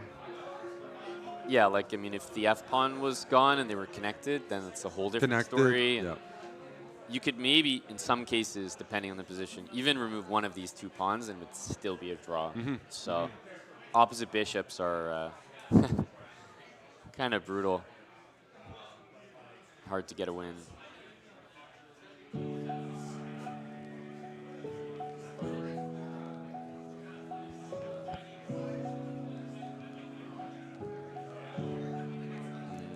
Nothing here. Nothing. Do you want a coffee or anything, or you're good? I like making drink runs as an excuse to get out of the. This game's definitely not an upper. Hey, wow, what a result! Woof. We got a long break now, right? Yeah, that was geez, the last one. You know, I did the fans are going wild for that result right there. You see that? Wow. Yeah, just it's pandemonium in here. So let's do some people watching here. So they see that there's a nice Chess Pro hoodie. That's the Pro Chess League hoodie, which there's a Pro Chess League season coming up, and we'll be there. There's Nicola. Hey, Nicola. Yes, Pro Chess League. I see a few of the hoodies there, and I'm very excited for the upcoming season. That's are gonna right. have one of our most competitive teams ever. We saw someone there trying to pull out the camera to take a photo of themselves, and we had to axe that right away. Yeah, can't have any of that. No.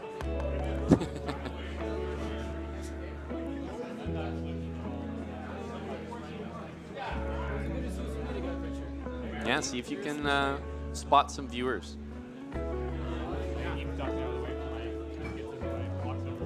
People who have PCL merch and feel good about already being invested, already supporting the upcoming season.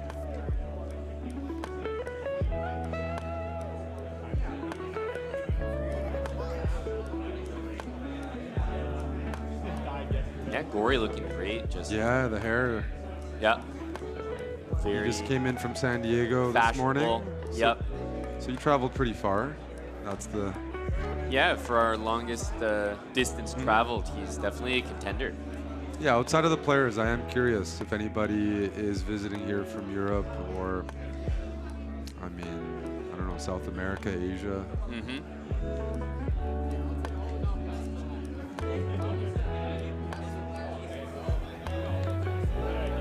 Go gory. Amon, do you think any of the players that were knocked out are online playing on chess.com right now? What are the chances of if I had to predict, maybe like live from here, you know, bullet match versus Hikaru or something like that? I think almost certain. I mean, I've been paying attention that Hikaru has also been covering the games, and so when the games aren't on, I do think he's playing. So I would answer yes, like affirmative.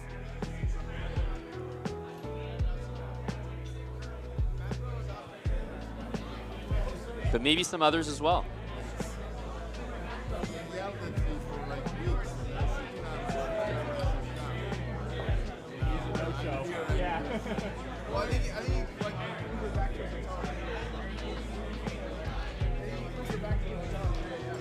A bunch of chess chats. That's precisely what we're going for here. It's filling up. Yeah? Yeah.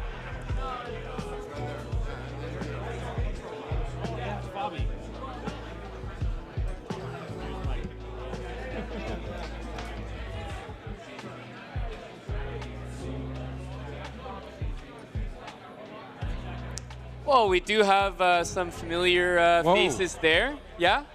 Is that Maxime and Fabi? Yes. Hello, gentlemen. Oh, at the same time. Hello, hello, hello. Woo! Give it up. Buddy. Hey, buddy. Good to see you. How's it going? How's it going? Fabi. Thanks for making it to the fan zone, Maxime, Fabi. We got a high quality production from this point that way, and then just energy from this, yeah, all the way in the back. Yeah, there we go.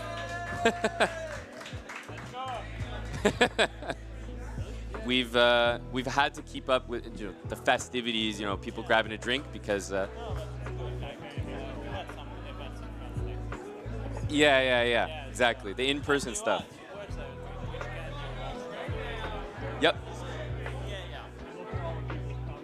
Yeah, that was a lot of fun.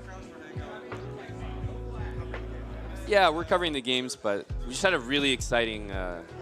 The people were going crazy actually for the last game. Yeah. But yeah, we're just hanging out, covering the games, chill environment. So, yeah. Yes, thank you, boys. There we go. Some picture taking. But if you guys want to sit with them on or hang out, it's anything goes here. Anything, whatever you want. Oh, perfect. You hear his flight got delayed, so he's all the time. So you just put him here. Yeah, exactly. Put him to work. Put him to work. Next technical endgame. Put him there. We'll bring him in for the opposite bishop analysis. But yeah, big shout out. We're always happy getting Fabiano and Maxime here. In Canada, it's very rare to see good chess players. You can tell us. Yeah. Awesome. Yes. Hopefully not your last. No, we'll make sure of that. Oh, yes, yeah. My heart. Yeah, that's right. That's right. Yeah. That's right. You're looking chill, Fab. You got the merch going, buddy. Yeah? That's great. With Maxime. Okay. C Squared awesome. Podcast. Episode with MVL coming out soon. Man, Fabi's really dripped out. I got the full look going on. Yeah, you're repping hard. I love it. I love it. Well, there's a long break in between games, so yeah, pretty much. There really is. There really is. We got I guess probably, maybe like 15 minutes. Yeah, you think? 99s for sure. I mean, the guys have just been playing almost too well. Yeah. Should we ask them their predictions while they're here? Yeah, generic question. Yes. Just call For an the audible, finals? lower the time control mid-match. Oh, I prefer that. because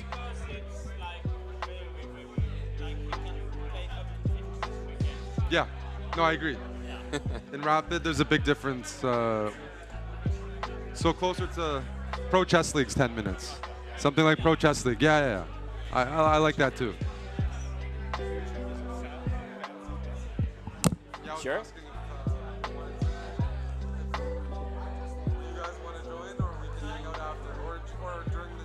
Yeah. Yeah. We're gonna outsource some of our chess analysis for Game 3. Maybe during the next game. Couldn't possibly pay these guys enough to talk about this opposite bishop endgame. Yeah. Come on, I gotta go be security. You know, I'm gonna.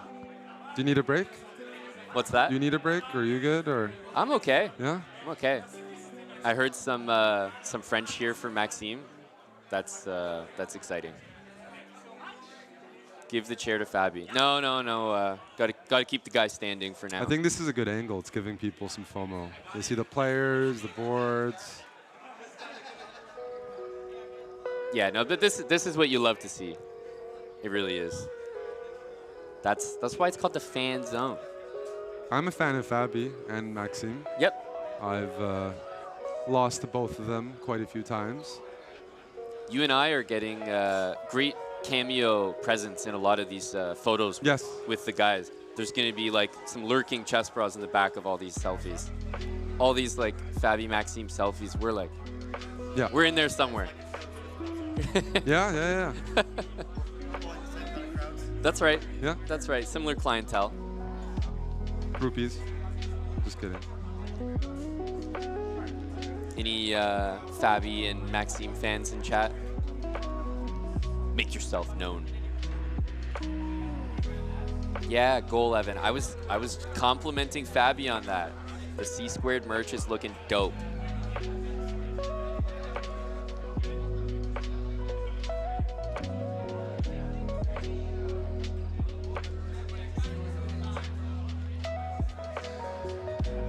There's a good amount of people here, Victor. I mean, yeah, you know how many tickets. Some of the guys were sleeping sold. in are gonna regret it because they're gonna miss. Definitely, but that's some of the VIPs. You know, Eric, that's why we tell people to get here early and make sure they're here all day for the fan zone, because you never know who's gonna just pop in and show up. That's a good.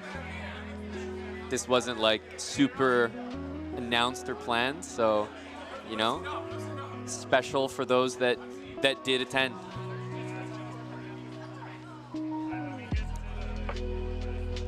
Yeah, feel free to admit in the chat if you have FOMO. Don't worry, we can create a support group. Now, feel free, come clean. That's okay. Safe space here, guys. Any FOMO?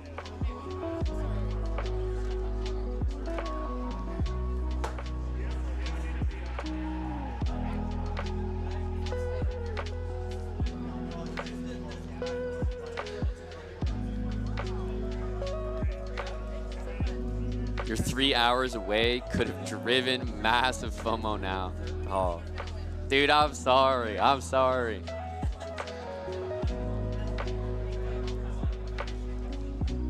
What's that? I gotta be Team Magnus here. Yeah, boring.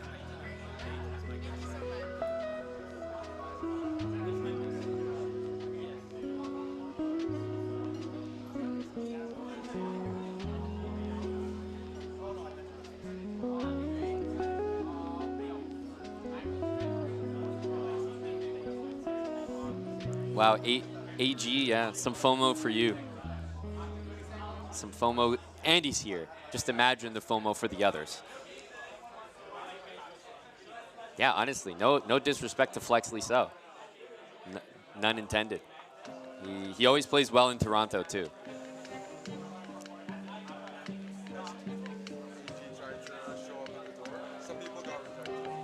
That's good.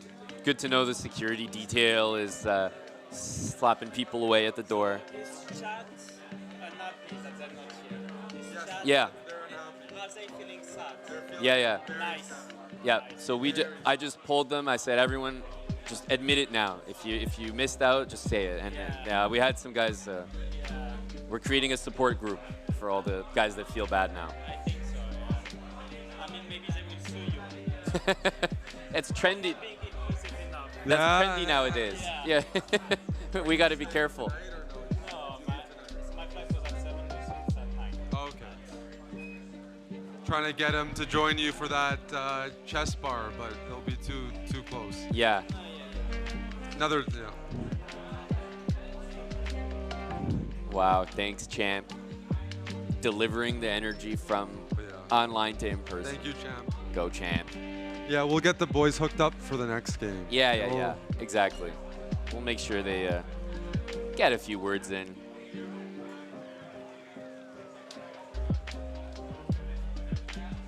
Is that right, Asios? You know about that? No, I didn't. Asios is just a man of many talents. And, That's right. There's just some things I don't know about him.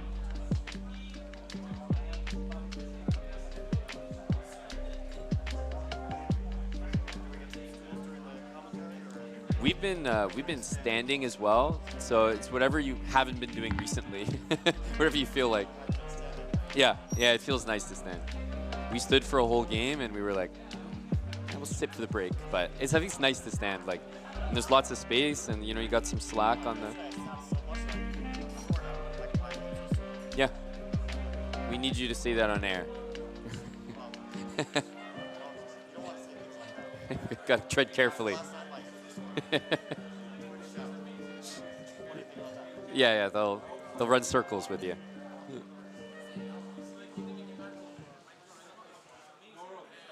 What sweater is Fabi wearing? Lots of comments about the sweater. Very slick to put the big branding on the back. So while you're taking a few photos, everyone's like, wait, what? What's that? Genius.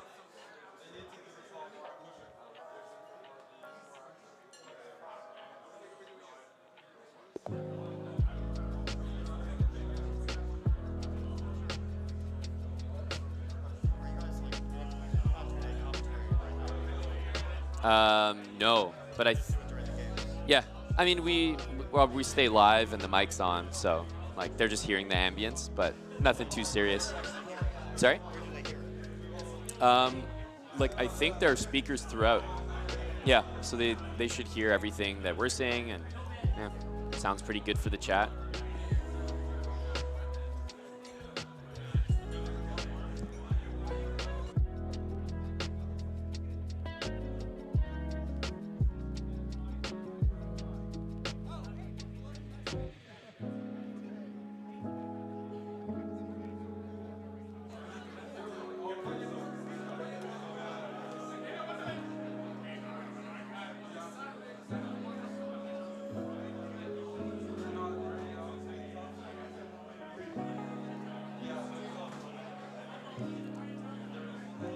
There's a camera for the, sorry?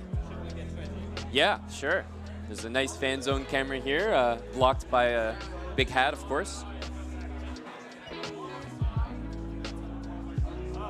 Oh, how you doing? Great.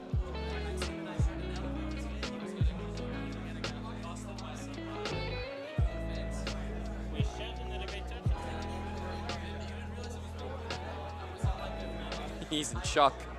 I mean, I was checking out, right? So.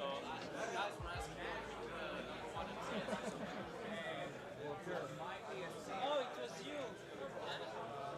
Okay, yeah, like I was. Out of it. Yeah. Because I was in conversation, so I didn't see you. Yeah. Yeah.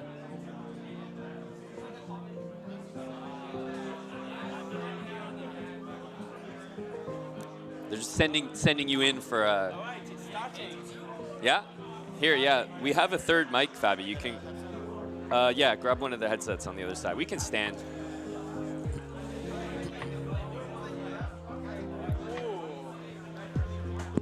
It is beautiful.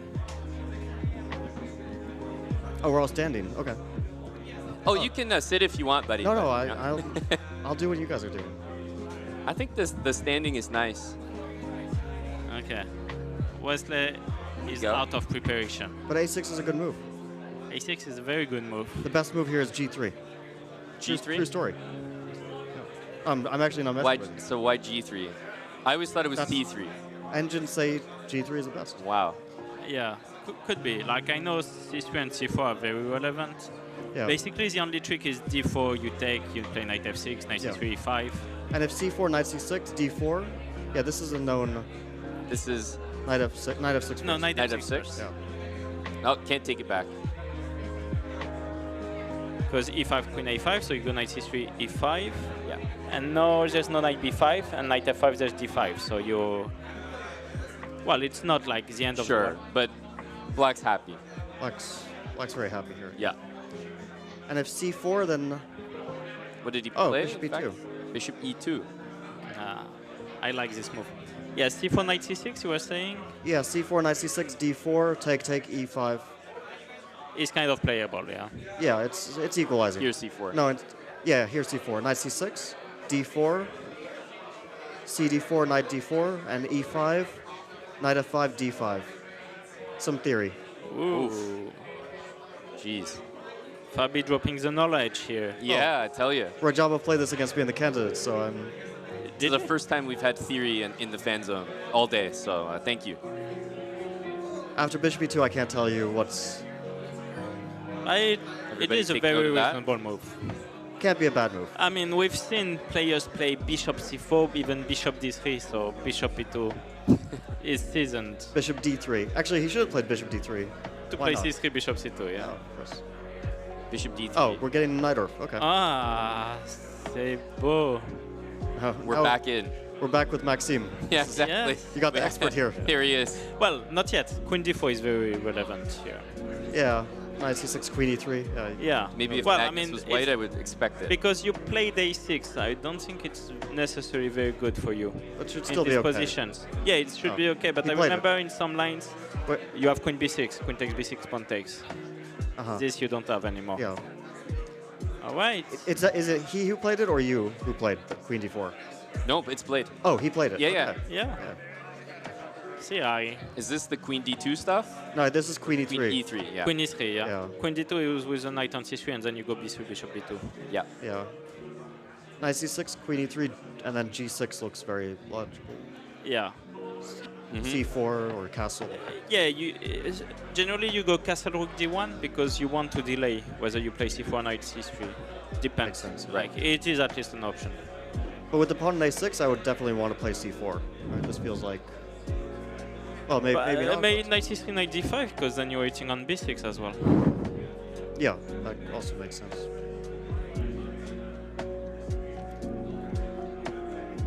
Chat is getting, like, They're getting inferiority complex. They're yes, exactly. Yeah. They're intimidated.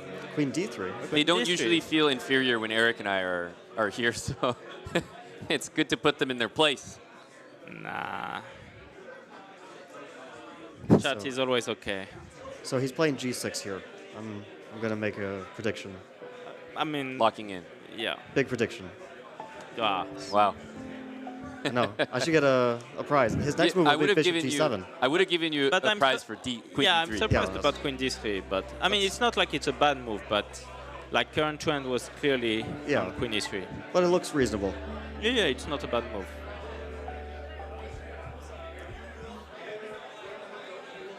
What do you think of these guys in the tournament? Like how they played so far?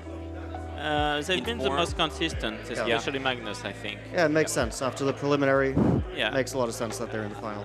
I do think, though, that Magnus in the semifinals was not very convincing against Fabi.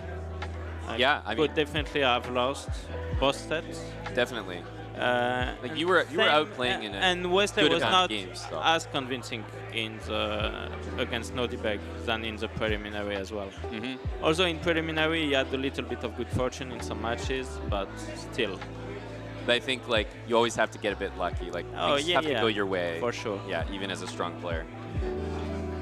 Especially in such formats with Armageddons and stuff like that. Yeah. Any kind of knockout. Yeah. So Wesley's accuracy is nearly 2 points lower than Magnus's, but he has a better position.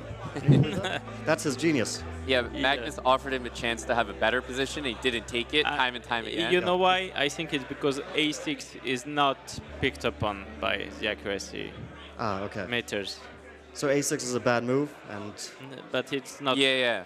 That's true, actually. He was close to 100% on move 2, and it's like, wait, it's a suspicious a6. Well, if he wins this game, he will say it's a great move. So. Yes, that's how I operate as well. Hindsight. What's the worst opening you think at the Grandmaster level? Oh, I got a whole repertoire to share with you, Fabi. I saw your recent one. It was some, what was it, E4, E5? You had some interesting name for it. Yes, Gioco Bellissimo. Well, how does this go? Knight f3, knight c6, bishop c4? Either bishop c5 or knight f6, yeah. And then queen e2. Oh, knight and f6. Then either the other one. Yeah, knight g5. And then knight g5 and castle and knight f7. Yeah, but I liked what Hikaru was doing, like this Petrov with knight takes e4. Which is fine. And yeah, d4, like d5, c4, c5. Against Magnus, he did that. Oh, yeah. Hikaru is looking for the worst openings that equalize. Yeah. Yeah.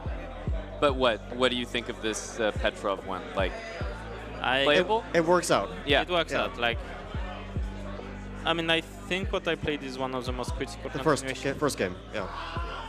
I actually think the endgame you played in the first game is the most annoying. Because black has no chance, but... Yeah, but also it's unpleasant in like a million small ways. Yeah, it's true. So if I can put the line on, knight f3. You're talking about this. But I like this f4 move. Yeah, it's also... But I think you should depress your opponent early on. Yeah. Maybe Hikaru didn't mind playing those. Yeah, d6, d4, d5, d5, knight c6.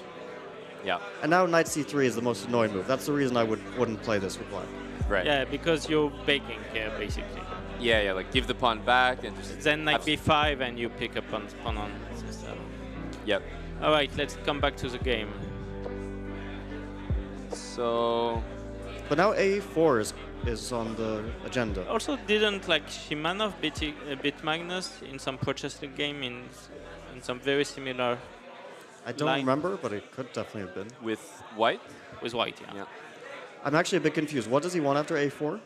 I guess before. Knight b4? Before. Knight b4? Take bishop b7. So knight b4 apparently is not great.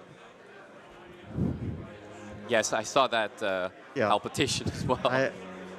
I'm very good at looking at the thing go up and down and facing my chess off of it.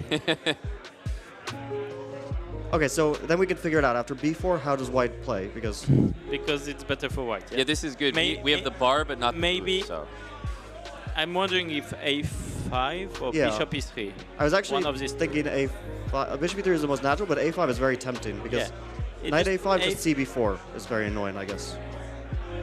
Well, you can see the bar. I mean, wrong again. No, you're right about Bar knight hates a5 being bad, but a5 was bad for white. Maybe knight d5 and bc3. Oh, wow. Yeah, that's good. Okay, so we played bishop e3. It has to be the right move. Yeah. Huh. Wow. Wow. Maybe just striking out here. Maybe queen c4. No, it's too much. Queen c4, bishop b7. All right, at this point, I'm bringing in Twitch chat here.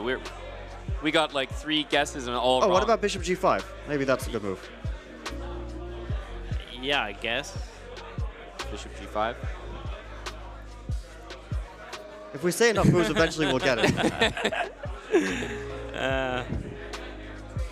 Well, now that it didn't happen, we can put on the computer.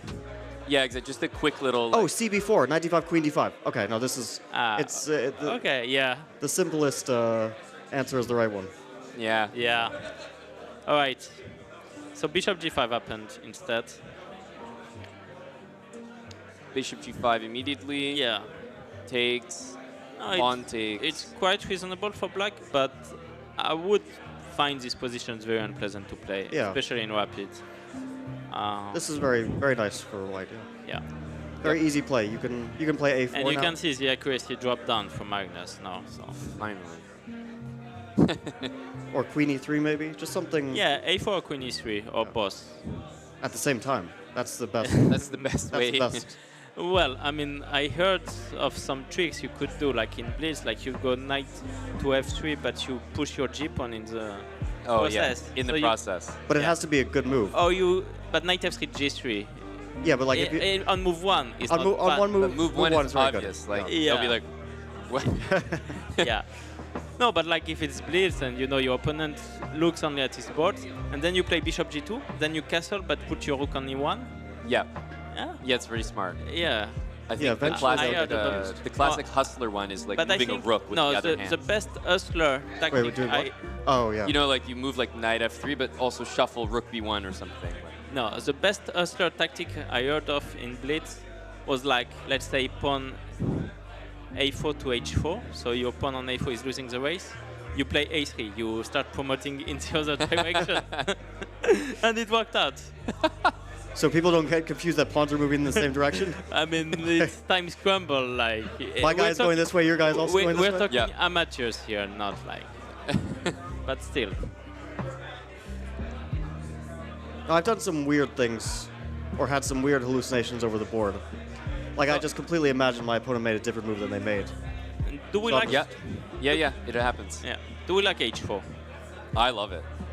Yeah. I love Always play h4. Yeah. It's just always. I don't like it. Too early, or you mean? Because I mean, h4 to play h5 seems reasonable, but you don't like it now, or you don't like it at all? I don't like it now.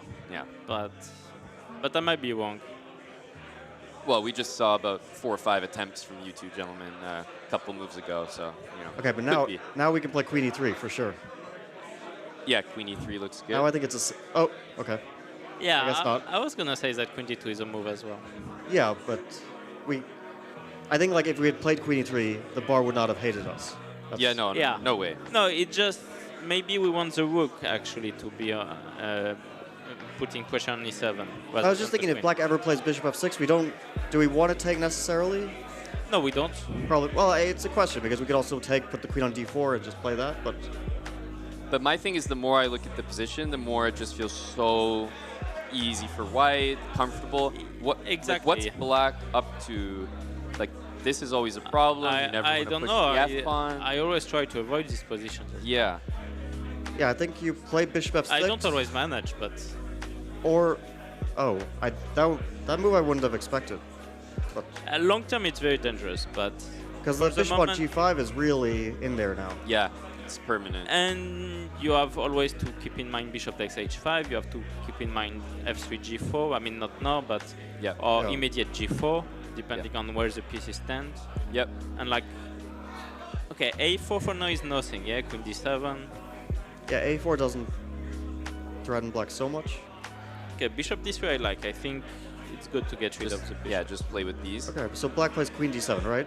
I think. Pretty logically. Wait, take on f5, you give up the pawn, yeah? Sure. Your queen takes guy? I'm ready.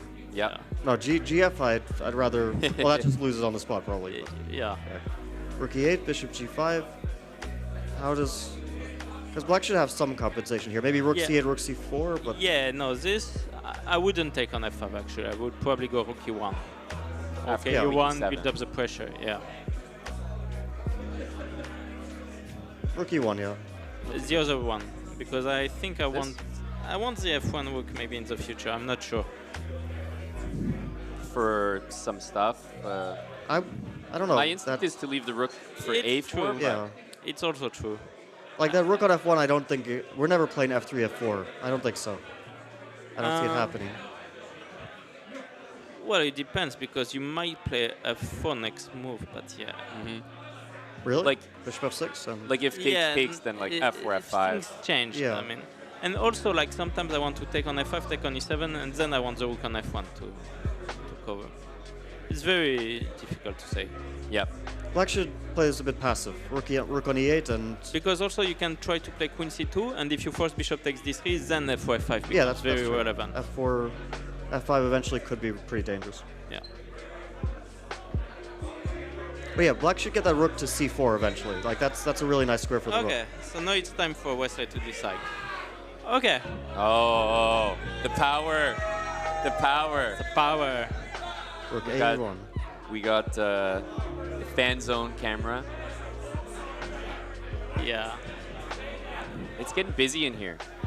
I used to be able to count every single person in here. I can't do that anymore. It's just a good thing. Like, it's a good feeling when I was in this event with Kevin.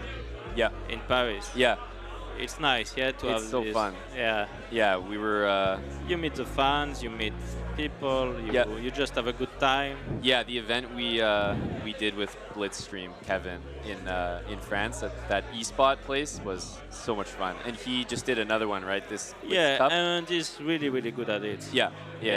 Once you get in the swing of things, and he's a natural host as well, so it's perfect.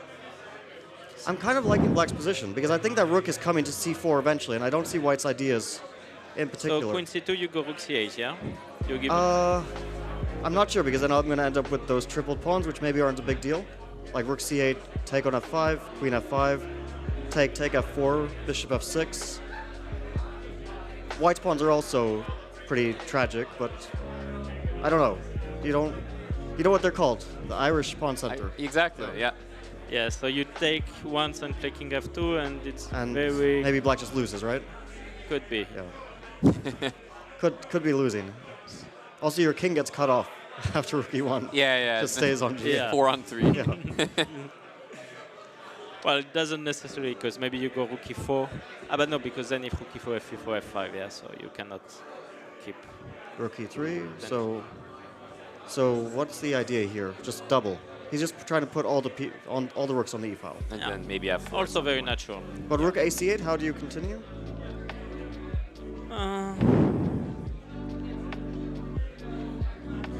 The thing with these positions is e6 is basically always a concession of some sort. You end up with the weak d pawn there, which maybe isn't a big It's deal. not always a big deal. Like, I've successfully defended such positions, but no, with the bishop on g5, when you have played h5, it's not a great look. Yeah. Also, f6 becomes an idea. Because you have to put that bishop on h6. Okay, you could take in rook f3, but I don't know. I'm surprised with rook e3. I thought queen c2 was much more like natural. f6, bishop h6, king h7, how are you continuing that? Okay, no threat, but the bishop is threatening still... to threaten. Well, I mean, I'm threatening to threaten. Yeah. There is f4. But then maybe bishop d4, yeah. But then you take... I don't know if Wait, you so can bishop h6 apparently is a huge mistake. Maybe f4 right away. Yeah, that's probably the problem. Yeah. Yeah. Because no bishop d4 is not as good. This is a classic case of too many bishops. Yeah, it's looking congested in there. So maybe rook ac8 is the safer Looks route. very natural. But would you almost say that this position is nearly easier to play with black because Not the yet. options are so limited, or Not yet, no. It could get tough for both sides. I think it really depends on the next like 2-3 moves. If black's rook gets to c4, I was going to say, what's the world where it gets bad for white? rook on c4, f6, and h4 falling. That's the bad scenario for white. Right. We're going to see a trade of light square bishops. The only question is who and when. Like who's actually going I think bishop take d3 will happen. Probably, yeah. Like rook fe1, bishop d3, queen d3, rook c4. You think white will outlast the waiting game? White, yeah. White probably has to. Has to last longer here. Yes, that's right. Yeah, because now queen c2 is a bit slow as we... Do you have an answer, Fabi? Well, I don't really drink much anymore, so I'm pretty sure I don't have much of a I chance. think we would both lose by forfeits. Like no one would make it to 10? Yeah. 10 shots? Especially without eating, I wouldn't make it. Oh, was that a condition? Where did that come from? No, but like shot after each game, you assume you just... Oh, yeah, but maybe some food before the match. Yeah. Some poutine. Yeah. Yeah. That's good lining for the stomach. Yeah. That will save you from I used to handle my drinks, but now I cut off too drastically on this. Yeah, I think that just sounds like punishment for everyone. The way to even it out is... because also when like 10 years ago, you would actually feel good on the next day. Now you feel terrible. I feel the exact same way. It's catching up to me. I never felt good. Like I said. No, So I it's getting remember worse still. one time I did get really, really bad, like in 2014. The next day I was on a train, and then in the evening I was actually going for a run. Yeah, so... It sounds like a fairy tale. Those days are gone. Did this actually happen or not? It happened, yeah. No, I'm kidding. It just, It's it just sounds very far-fetched. Exactly, two truths and a lie. Yeah. Oh, yeah. No, and... So wait, F4, let's go. Oh, okay. That's happened so quickly, this G3. Wesley's not a let's go guy. He's a G3 guy. Yeah. Well, I mean, he wants F4. But why could we have played it immediately? I wanted to look at something fun, like F4, Bishop F4, Rook E6. I know it probably doesn't work, but I don't know. Well, now I know it probably doesn't work as well. I mean, Rook E7 was like the tempting move. But this is a great online move, like mouse slip. They'll take it instantly. But if you take it, you lose, yeah. Why does it... Maybe Queen A7 check? Maybe just Bishop E5? No. I think Queen A7, because then wherever your king goes, I will have Rook F4, Rook H4 at the end. Ah, so Bishop G5 and then Rook H4, yeah. Yeah, and if King F1, then Bishop G5, Rook G6, and... Yeah, the bar is going down. Rook G6 and like King H, F8 or King H8. F8? Yeah, either one. Yeah. Nice. This is a very slick move. Very nice find. Yeah, Queen A7 is beautiful. G3. But what was the problem with F4? Because Bishop F4, Rook E7 was still... Yeah, but I guess you just take and go Rook Queen G4, no, Rook yeah? F4. Rook F4, maybe. No, but why? Got some nice exchange stacks here. I mean, of course it's possible. It's not terrible. Yeah. Of course it's possible, but why not Bishop takes? If you take, I go Queen G4 at the end. So take Queen... No, Take Rook on E7. Oh. Rook E7, yeah. So take Queen G4 and Bishop F6 and Rook C8, yeah? I mean, the oval bar is going crazy one way or another. Yeah, maybe you're better, yeah. Rook C8, yeah? And there's no way through. Yeah. But white was better instead of Bishop. White's better here. Maybe Rook E8, King, and then B3. Yeah, should be. First you give that check on E8. So that, yeah. King G7, probably. Yeah. And oh, nope. It's all wrong. Maybe Bishop G5, maybe you can exchange stacks Bishop again. C5. Just BC. And then you win some. And Queen D4 black is better there?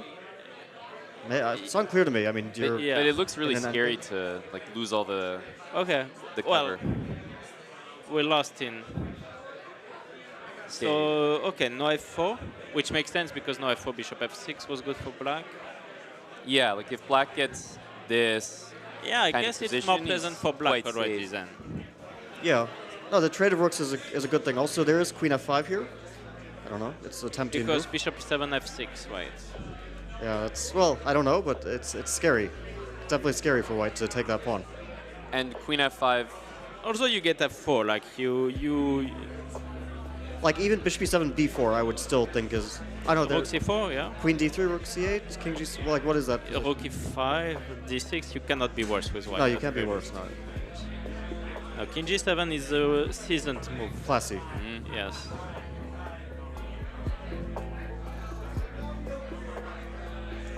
I'm looking at Rook E5, but it doesn't seem to work.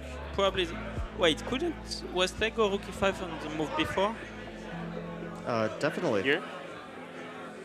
Yeah, with the King on G7, there's F6, but yes, but this here is probably the correct way to play. So E6, Bishop F6 would be huge compensation at the very least. Yeah. Also, I mean, is there Rook E6? Take. You love this move. No, I mean after E6. Yeah, but then Queen G7, Queen F7. Yeah, you just Queen F7. Yeah. I thought about it. But Bishop F6 is a lot. Yeah, this looks very interesting. I mean, black can play Rook E8 here for sure. Yeah, for those watching, it is. They had 2 draws, and we're in game 3 right now. So. Yeah, but Rook E8, Queen E3. I mean, it's not the end. No, it's. I mean, because has like initiative. I have some lines. So like Rook. I mean, I wanted to look at Rook C5, Bishop F6, Rook D5, but Rook C5 has. Rook C5 has issues. Yeah. I mean. Because I was looking at Rook C5, Bishop F6, Rook D5, Rook E7, Rook E7, Queen H6. but rook d1, king h2, rook h1, and you might. Yeah, yeah. But you guys all followed that? No, but well, the main issue is that rook c5. Everything beyond rook c5 is irrelevant, but yeah. But it was a nice line. It was a nice line. Yeah, it was a nice line. But bishop f6 is a threat here, kind of, because if rook c8, there's rook e7 and queen h6. And bishop e7 is also a threat. So like bishop e7 is a more, maybe a bigger threat. Yeah, maybe a bigger threat. Yeah. I mean, there's still rook this and this. Rook c7 here because bishop f6, queen d6. So maybe it's okay for black. Yeah. Yeah, no time for rook h5. We got a few moves here. Yes. So yeah, we saw rook e4, king g7, king g2, slow. Yeah. It's very, very solid play from Wesley, but I don't know, it's just not so nice to play, like, because when you come back from the beginning, we were saying it's so nice for Wesley to play, he has all the plans in the world. No, it feels a bit like the opposite. I agree. Yeah, but at the same time, like, the margin is very thin, like there's no big mistake from either side, and clearly... And White wants to get all the rooks off the board. Yeah. Then White's f4. That's a very committal move. Bishop f6. Better workout, yeah? Or rook e... Yeah, rook e4, queen b7. No, because then you have queen to f3 at the end. This is too creative, Maxime. Just bishop f6. Yeah. Yes. He's working to make it fun. Let's not start giving all of Magnus's pieces away. Yeah, and bishop f6 probably Wesley wants b4 maybe. But you can't play... Oh, I mean, you can, but ab4, how do you continue? AB. And then rooks, like, did you improve your situation or make it worse? That's the argument. Yeah, that's... With every move. Yes, truly. Yeah, I thought maybe taken c4, but... Or c4 right away, like b4 But take and queen b5? Like you're...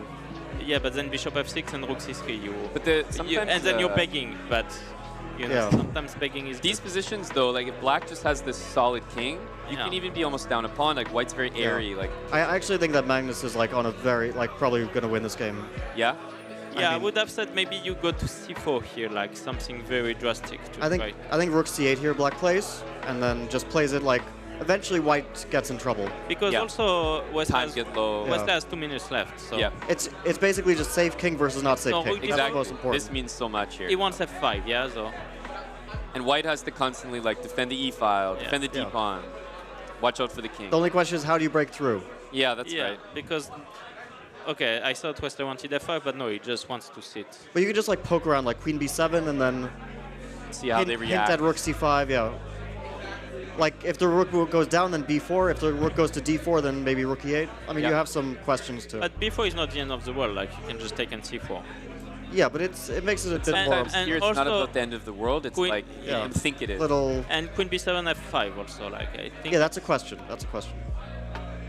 Because maybe f5 is annoying. And rook c5 and gets a bit messy. Yeah, that's right. Although f5 gf5, it's very concrete. Rook f4. Yeah, I don't have a way through. No, I thought that maybe I would get the e file, but I can't use it. I also threatened queen f5. And yeah. Okay, so we shouldn't allow f5 in that case. No, I mean queen b7 f5 rook c5 is the question. Rook d4. Yeah, and then maybe. Probably white's already equalized fully here, right?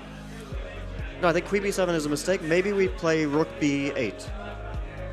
Because I want to have this b4 ID on the cards. Oh, Fabi, you're calling a few moves here. Yeah. So let's say we go queen d4 here. Very solid. Queen d4 is tempting b4. Really tempting b4, I think. Yeah, but then I just take once and c4. b3? Yeah. And rook e3, let's say. Yeah, maybe b3 was the wrong move in that case. But I'm happy to get b4 because at least we have the a file. Like it's another thing to deal with. Yeah, at least you have rook a8. It's a bit scary for white. King h2. Okay. But this is one of those games, the lower the time gets, the more it favors black. But Wesley is playing faster now. Like, he just decides to sit and wait. The toughest thing to do. It's actually tougher for lower rated players. Like, to do nothing feels No, but wasteful. because he just plays some random moves. But I like Magnus' decision to exchange queens. Yeah. So rook d2, yeah. But it's probably draw with best play. Yeah. Now the pawns are getting liquidated. Yeah, probably you just take and play a4 at the end and ba rook d4. Take everything. I mean, you could play king h3 first if you want to. King g6, king h3. Just to get out of checks and then king. But then maybe you don't allow a4, like you play rook e4 or something with black. Ah, okay. Yeah, you wanted a4. And actually, maybe instead of king g6, you can decide to go rook e4. What about rook c2 followed by? Okay, let's king g2. Oh. Yeah, this is getting very dangerous. Feels unpleasant. If that king gets to f5, it's almost game over. Not only feels. No, I think you have to go a4. Yeah, you need something like immediately, right? But it can very well lose. Yeah, no, a4 yeah, take on the a3. Yeah, yeah, I don't think a4 is gonna. The problem is that now on the king side you can also lose. Like if you had taken on g5, then 2 versus 1, at least you're safe there. Now if the pawns get liquidated on the queen side and you lose one of your pawns, then you lose on the king side as well. Maybe the way is something with f5, rook e5. I was almost thinking of king f2, king g2, try to like. But the rook will get out eventually, huh? Yeah. Yeah, but like some rook d4 and then a4 maybe. It could have been. Could have been, yeah. Then we're in like a race scenario because black will start pushing the h1, white will go on the queen side. And like also black has his king to f5. Yeah, to f5, yeah. And then h4, h3 comes h2. So here... Rook e5 has to be on the cards, yeah? Yeah, rook e5 is probably the only logical move, right? You can decide to wait also, because if white plays king f2, you go rook e5, and now you're doing he's waiting. check. Yeah. Makes sense. Also gives Wesley decision with low time like this. This makes a lot of sense. Just gonna bring up the. So okay, a4 is a critical move, right? Maybe a bad move, but definitely a critical move anyway. But take d4 h3. Yeah, take rook c3, rook a4, rook c5, rook d4, and just play it slow. Which move are you guys starting with? A4 here. Yeah. Right. No, king f2 is probably. No, I think rook d4 here. It's actually a good idea. Rook d4 now, yeah. Yeah, rook d4 now. Have to yeah. Whoa, b4. Oh. b4 didn't occur to me. I mean, it's actually looking like a nice move, but it's not appreciated. Oh. So that means he had to take and play a4, right? Like, I guess if so, ab4 is a mistake, then you have to play a4. Yeah, and actually it makes sense, because then you have rook f1 ideas. Yeah. Yeah. Okay, it's a very tough endgame. I mean... Yeah, and now it looks like a draw. Which is logical, like... It's only a pawn down, it's not even a real pawn down. But he's playing f5, king f6, and then you're going to be in some sort of zugzwang, so I think it's very tough. Like you... king g5. Then you have to consider rook e4, right? King f5. Yeah. That could be a funny, funny endgame. Well, yeah, then you can't take on d4. But of course, Wesley is down to his last seconds, and in such an endgame, it's time not for rook a1. Yeah. I guess so. Yeah. Especially with this place. This actually is nice. This looks very drawish now because Black's king is just terrible at the moment. Yes, and you do need to play rook e5. Yeah, no king e4. Just. Yeah, we might see a repetition at this point. King e4, rook e2. Yeah, and you have to be so careful, like not to give this up. You could just lose. Yeah. Very bad game with his accuracy dropping down so much. No, overall, it's an excellent game, of course.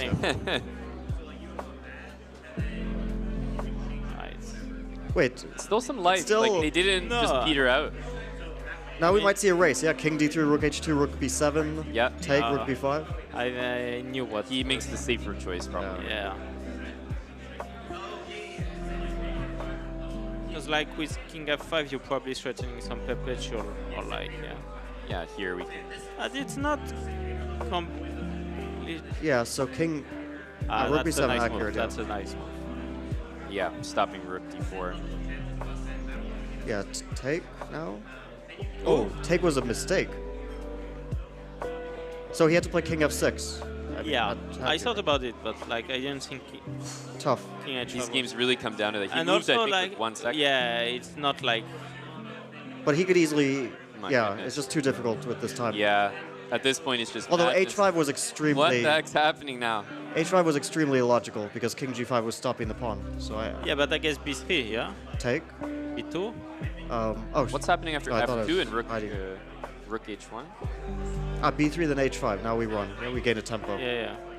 And I guess H7 Rook G1 ends the game. Yeah. So King C8. And Yeah, this is looking more Magnus like a win. Now he can. Yeah, check. Rook check G1. is very- Yeah. He could have also queened at that point already. Yeah. Wow. Holy.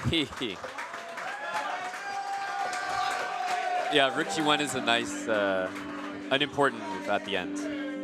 Yeah, this was a nice game for Magnus. Yeah. Somehow There was squeezing it out. like, it's hard to even pinpoint, but where did it just disappear? Because I was definitely like, oh yeah, this is like pretty comfortable for white. I mean, not taking on E5. And he just turned He got slightly worse and. like to sack. Yeah, he should have done this. I mean, he was slightly worse, and the question was only, can he hold? But is the position tough if like you need a sack? Like if you have to play But then that you could phase? also win. Yeah. You could also win. Yeah. It just required a more aggressive approach. Rapid chess is difficult. Tell me about it.